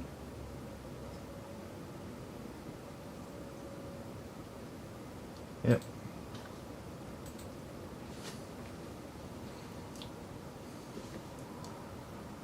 Sweet as, that's done.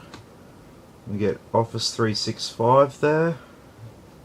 One final restart and looks like we're good to go. Where are we going with this one?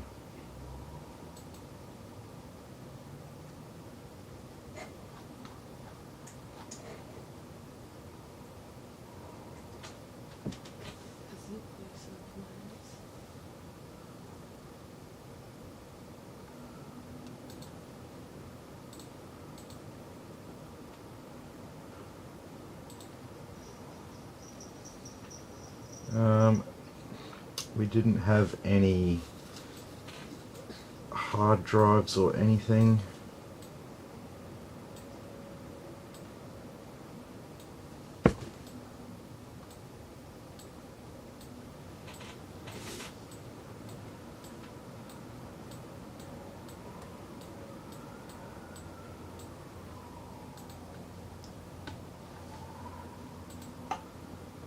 we go, that's just about done.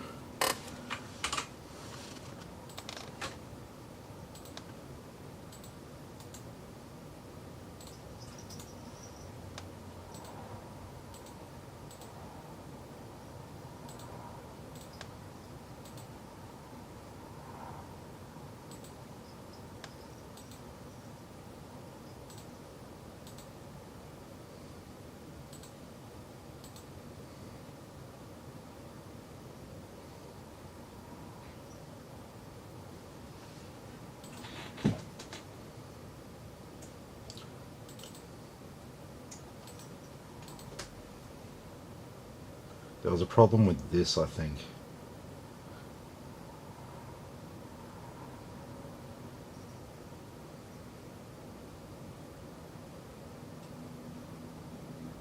Oh yeah, there's one more. There's one I forgot.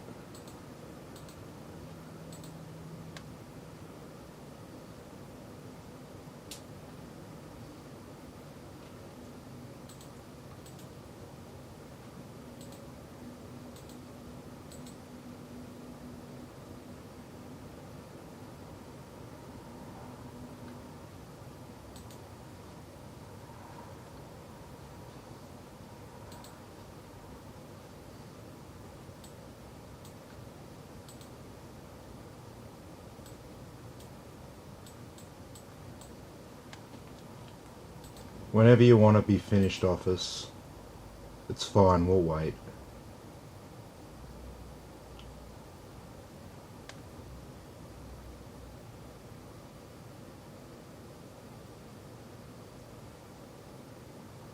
There's nothing I've missed.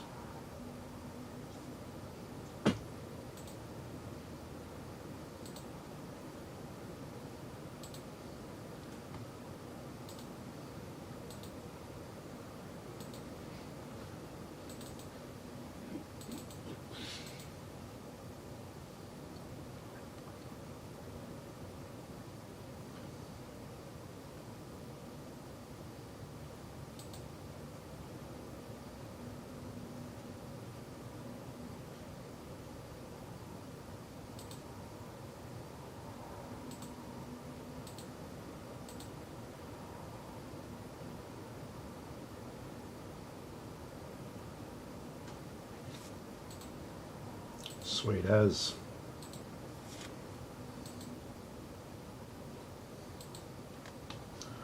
Alright, now we can do this final reboot. And we are good to go.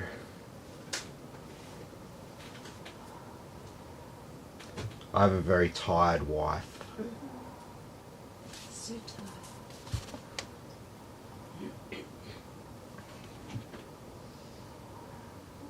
Oh, it's getting pretty late.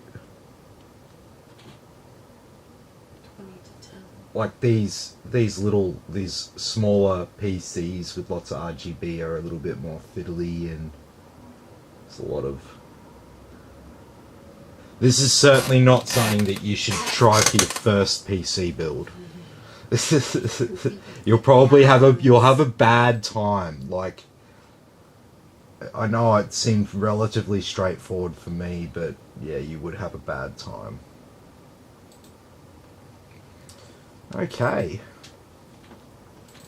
Let's just configure MSI Afterburner.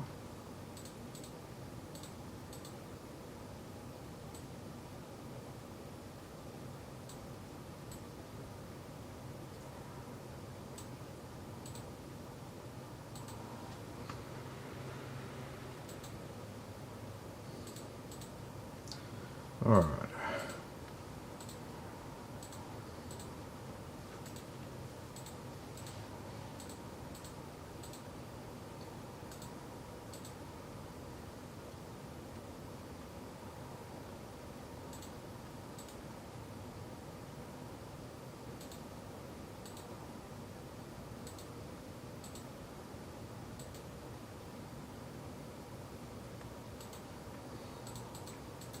Alright, and so to turn off the on-screen display, hit Control F12.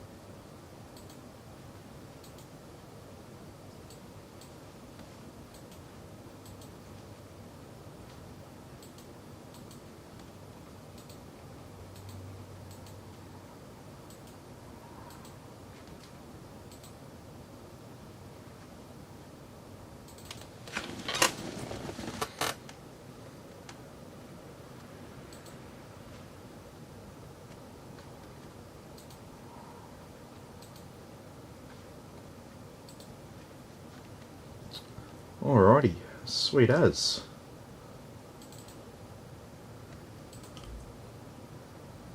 So since we've got an i5 with a massive 360mm radiator, we're going to turn off like the turbo boost time limit and things like that. We don't need any of that.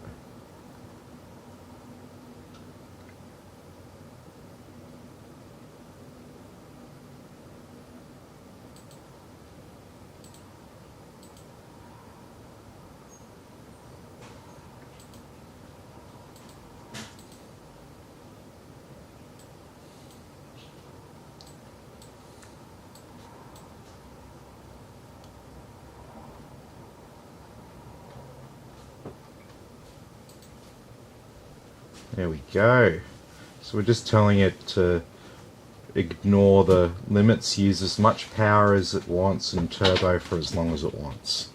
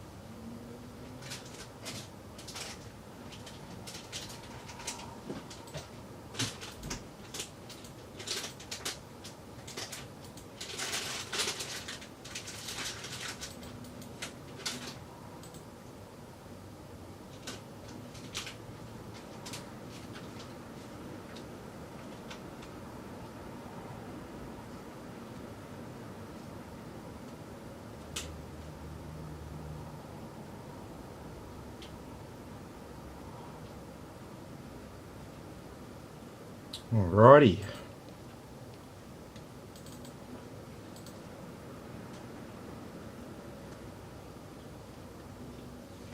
So why do I call this the king of price to performance? That's why. i5 11400F, it's up here with i7s, i9s.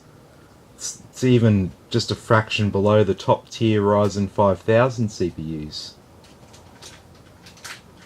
This beats all of the Ryzen 3000 series chips. Smashes them all. Little i5, keep me up with the i9 10850K, the 10900K. Yeah.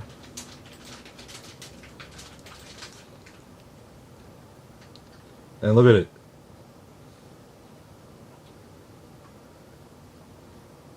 $11,600K is obviously ahead of it, as you can imagine, but look at that.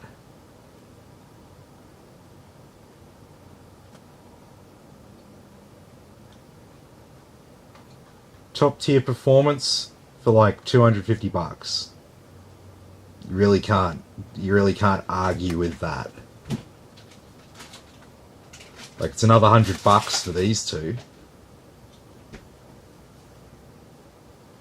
So that is 250 bucks to get you to 4,321. You spend an extra $100 to get to 4,651. Or you spend an extra $180 to get up there to the top. So yeah, that's why it's the king of price performance. Anyway,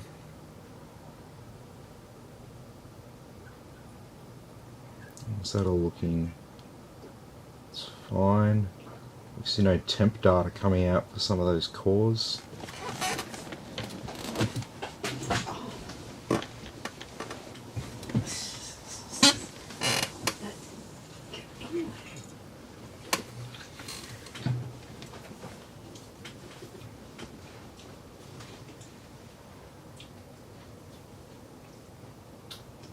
Sweet as. Alright. Well,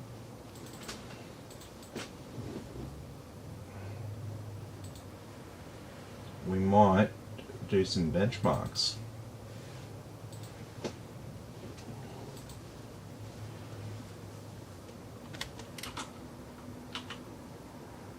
Oh. Why aren't I seeing Reaver Tuner?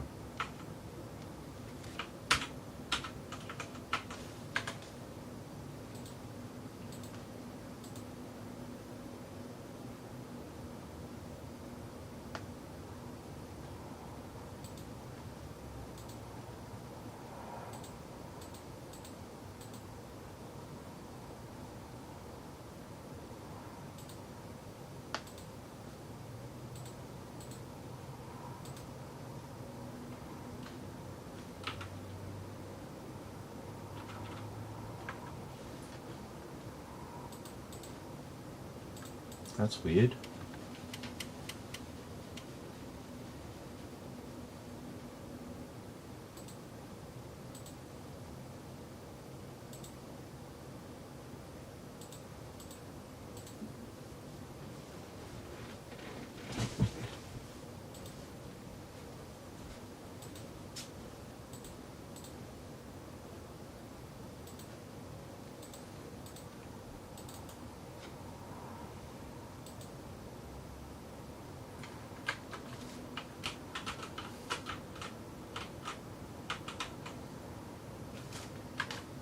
That's weird.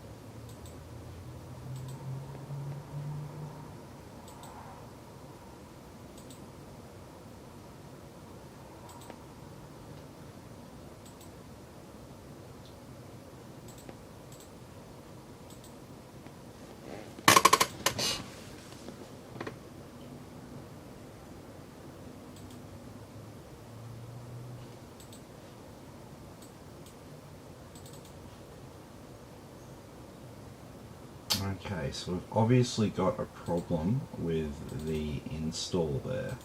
DirectX runtime controllers are not installed. Okay, so it obviously didn't install correctly. Oh shit.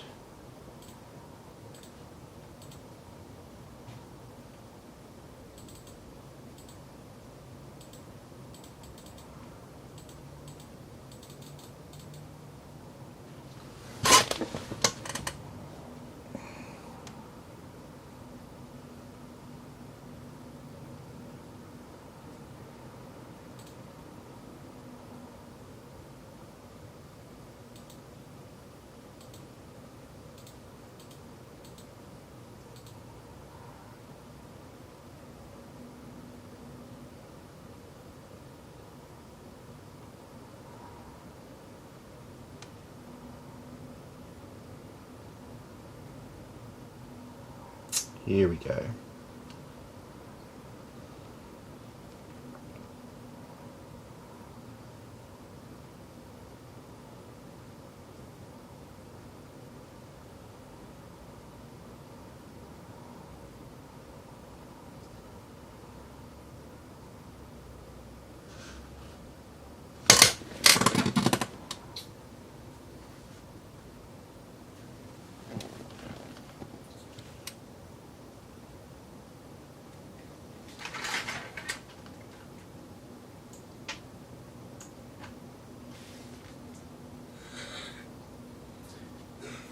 Yeah, it looks good, Zadrew.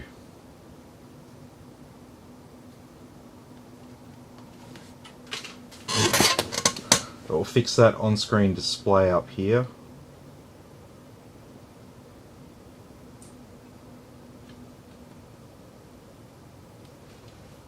Quick reboot.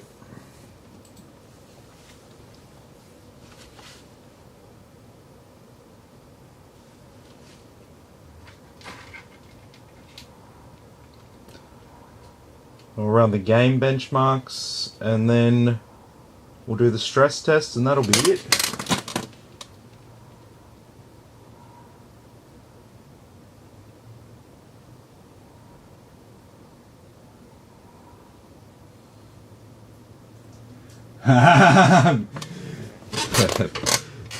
Mick just says if I had a Radeon, we'd already be going.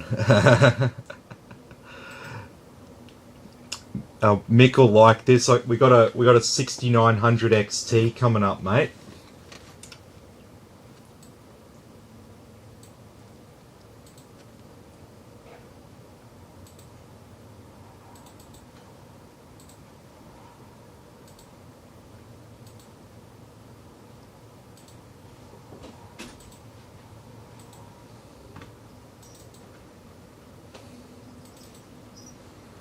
Okay.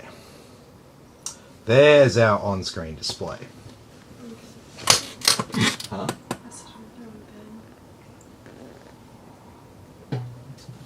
Okay, baby. I've got to say goodnight to my wife.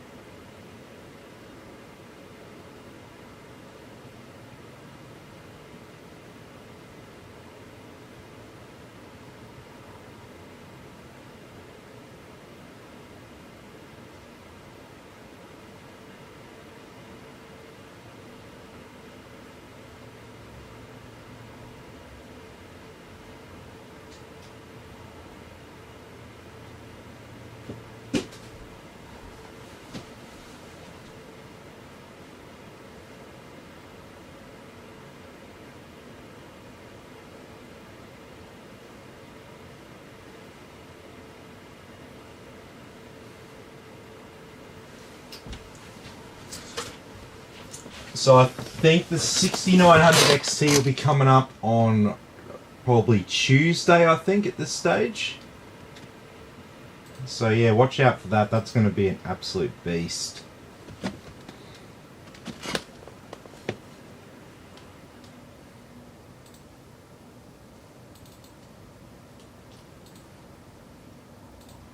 So we run this one on maximum.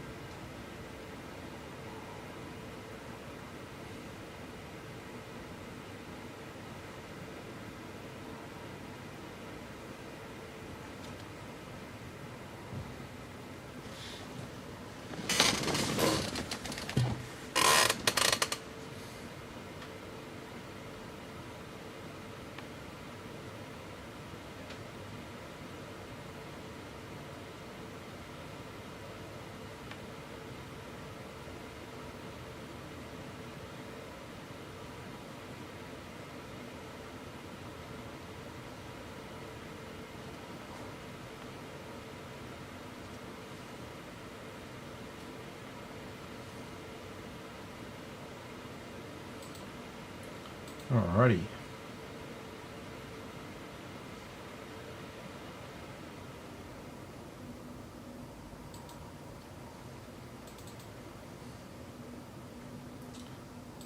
Final one, 4K benchmark, DirectX 12.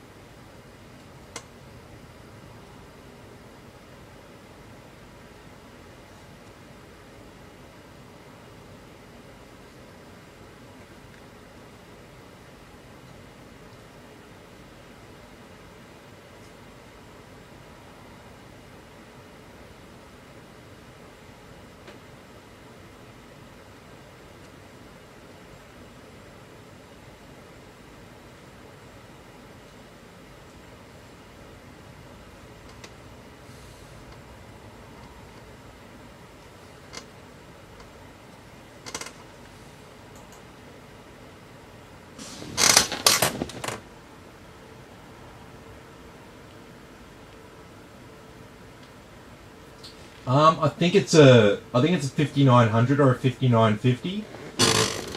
It's something. It's gonna be sweet. It's a customer who's actually got all his own parts, and he's just bringing it to me for the build. So just a local guy. But yeah, that'll be awesome. We've got we got a 3080 tomorrow in, how would I say? It's the, if you've seen a thermal take case that looks like a Stormtrooper, that's the case we're building in. So that'll be a bit of fun tomorrow night. I think the case supports the graphics card. There's 3mm clearance, I think. Plenty of room.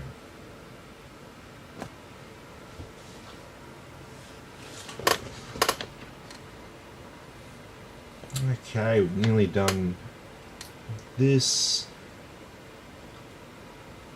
And we can do the stress test. But, I mean, realistically, if that's not enough fans to keep this cold, I don't think anything will keep this cold.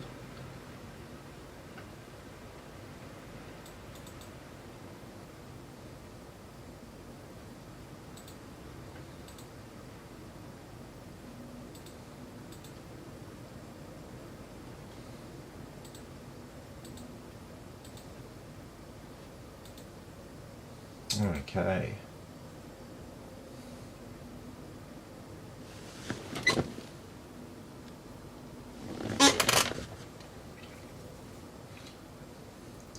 Yeah, there's always a few. I mean, like, there'll be some that are like high end, and then like the next day it'll be like a budget build and stuff. That's just how it sort of rolls.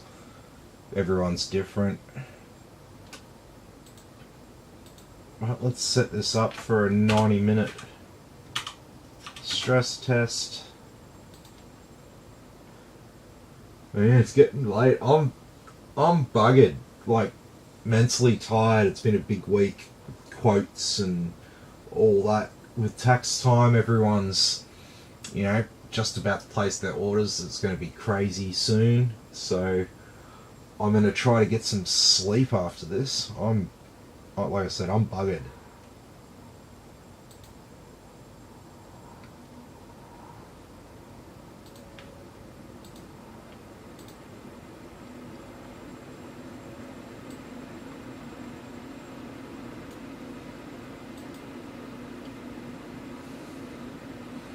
Okay, so what are we doing here?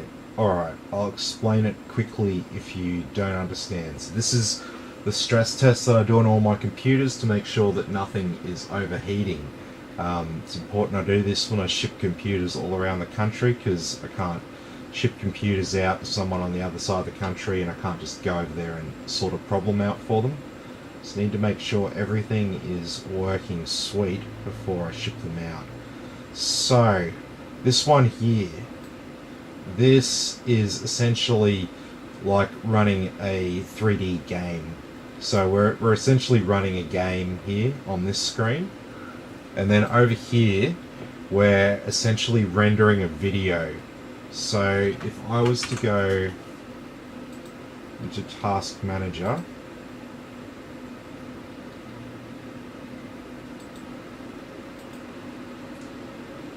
we can see here the CPU. We've got our 11th gen i5 11400F. It has 6 cores and 12 threads. So these are the 12 threads, these blue boxes. It's being utilized 100%. These are the 12 boxes right here that it's utilizing. So we've got 12 boxes here drawing this picture. And that's the 12 boxes there. So this picture's much bigger than what we are actually seeing, and it's all being calculated by the CPU. The graphics card's not doing anything here. The graphics card is busy doing this. And so that's what we're doing. We let this run. Oh, hang on, I've got that on the wrong setting. It's going to cut out in 7 minutes. I'll change that though, it's fine. And then over here, this one, this is logging all of our temperatures and stuff like that while we're doing this. So you can see the graphics card temperature, the hotspot on the card, our CPU temps.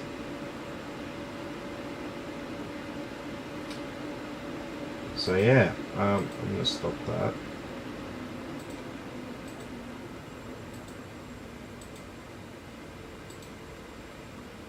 Start it again for a 90-minute run.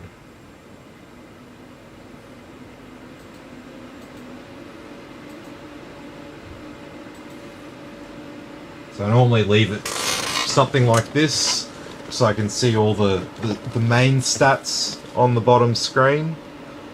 And yeah, I just let this run for, like I said, 90 minutes. After 90 minutes, I know how hot it will be in 3 hours and stuff like that. I don't need to do it for longer than 90 minutes. And also, if there's a problem with something, hopefully it'll die while I'm doing this. Then I can return it, and then it's not a big hassle for the customer. So yeah, I think that'll be it for tonight. So if anyone has any other final questions before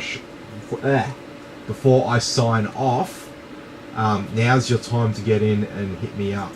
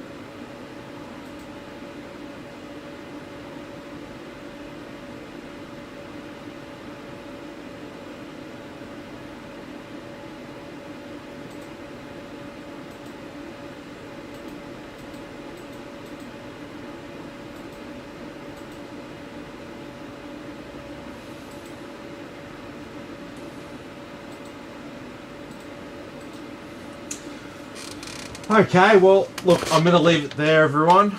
So, I'm going to go get some sleep now. That sounds excellent. But, yeah, we'll be back tomorrow with a 3080 build, so be sure to check that one out. They're always a bit of fun. But, yeah, thanks for watching tonight, and I'll catch you all in the next video.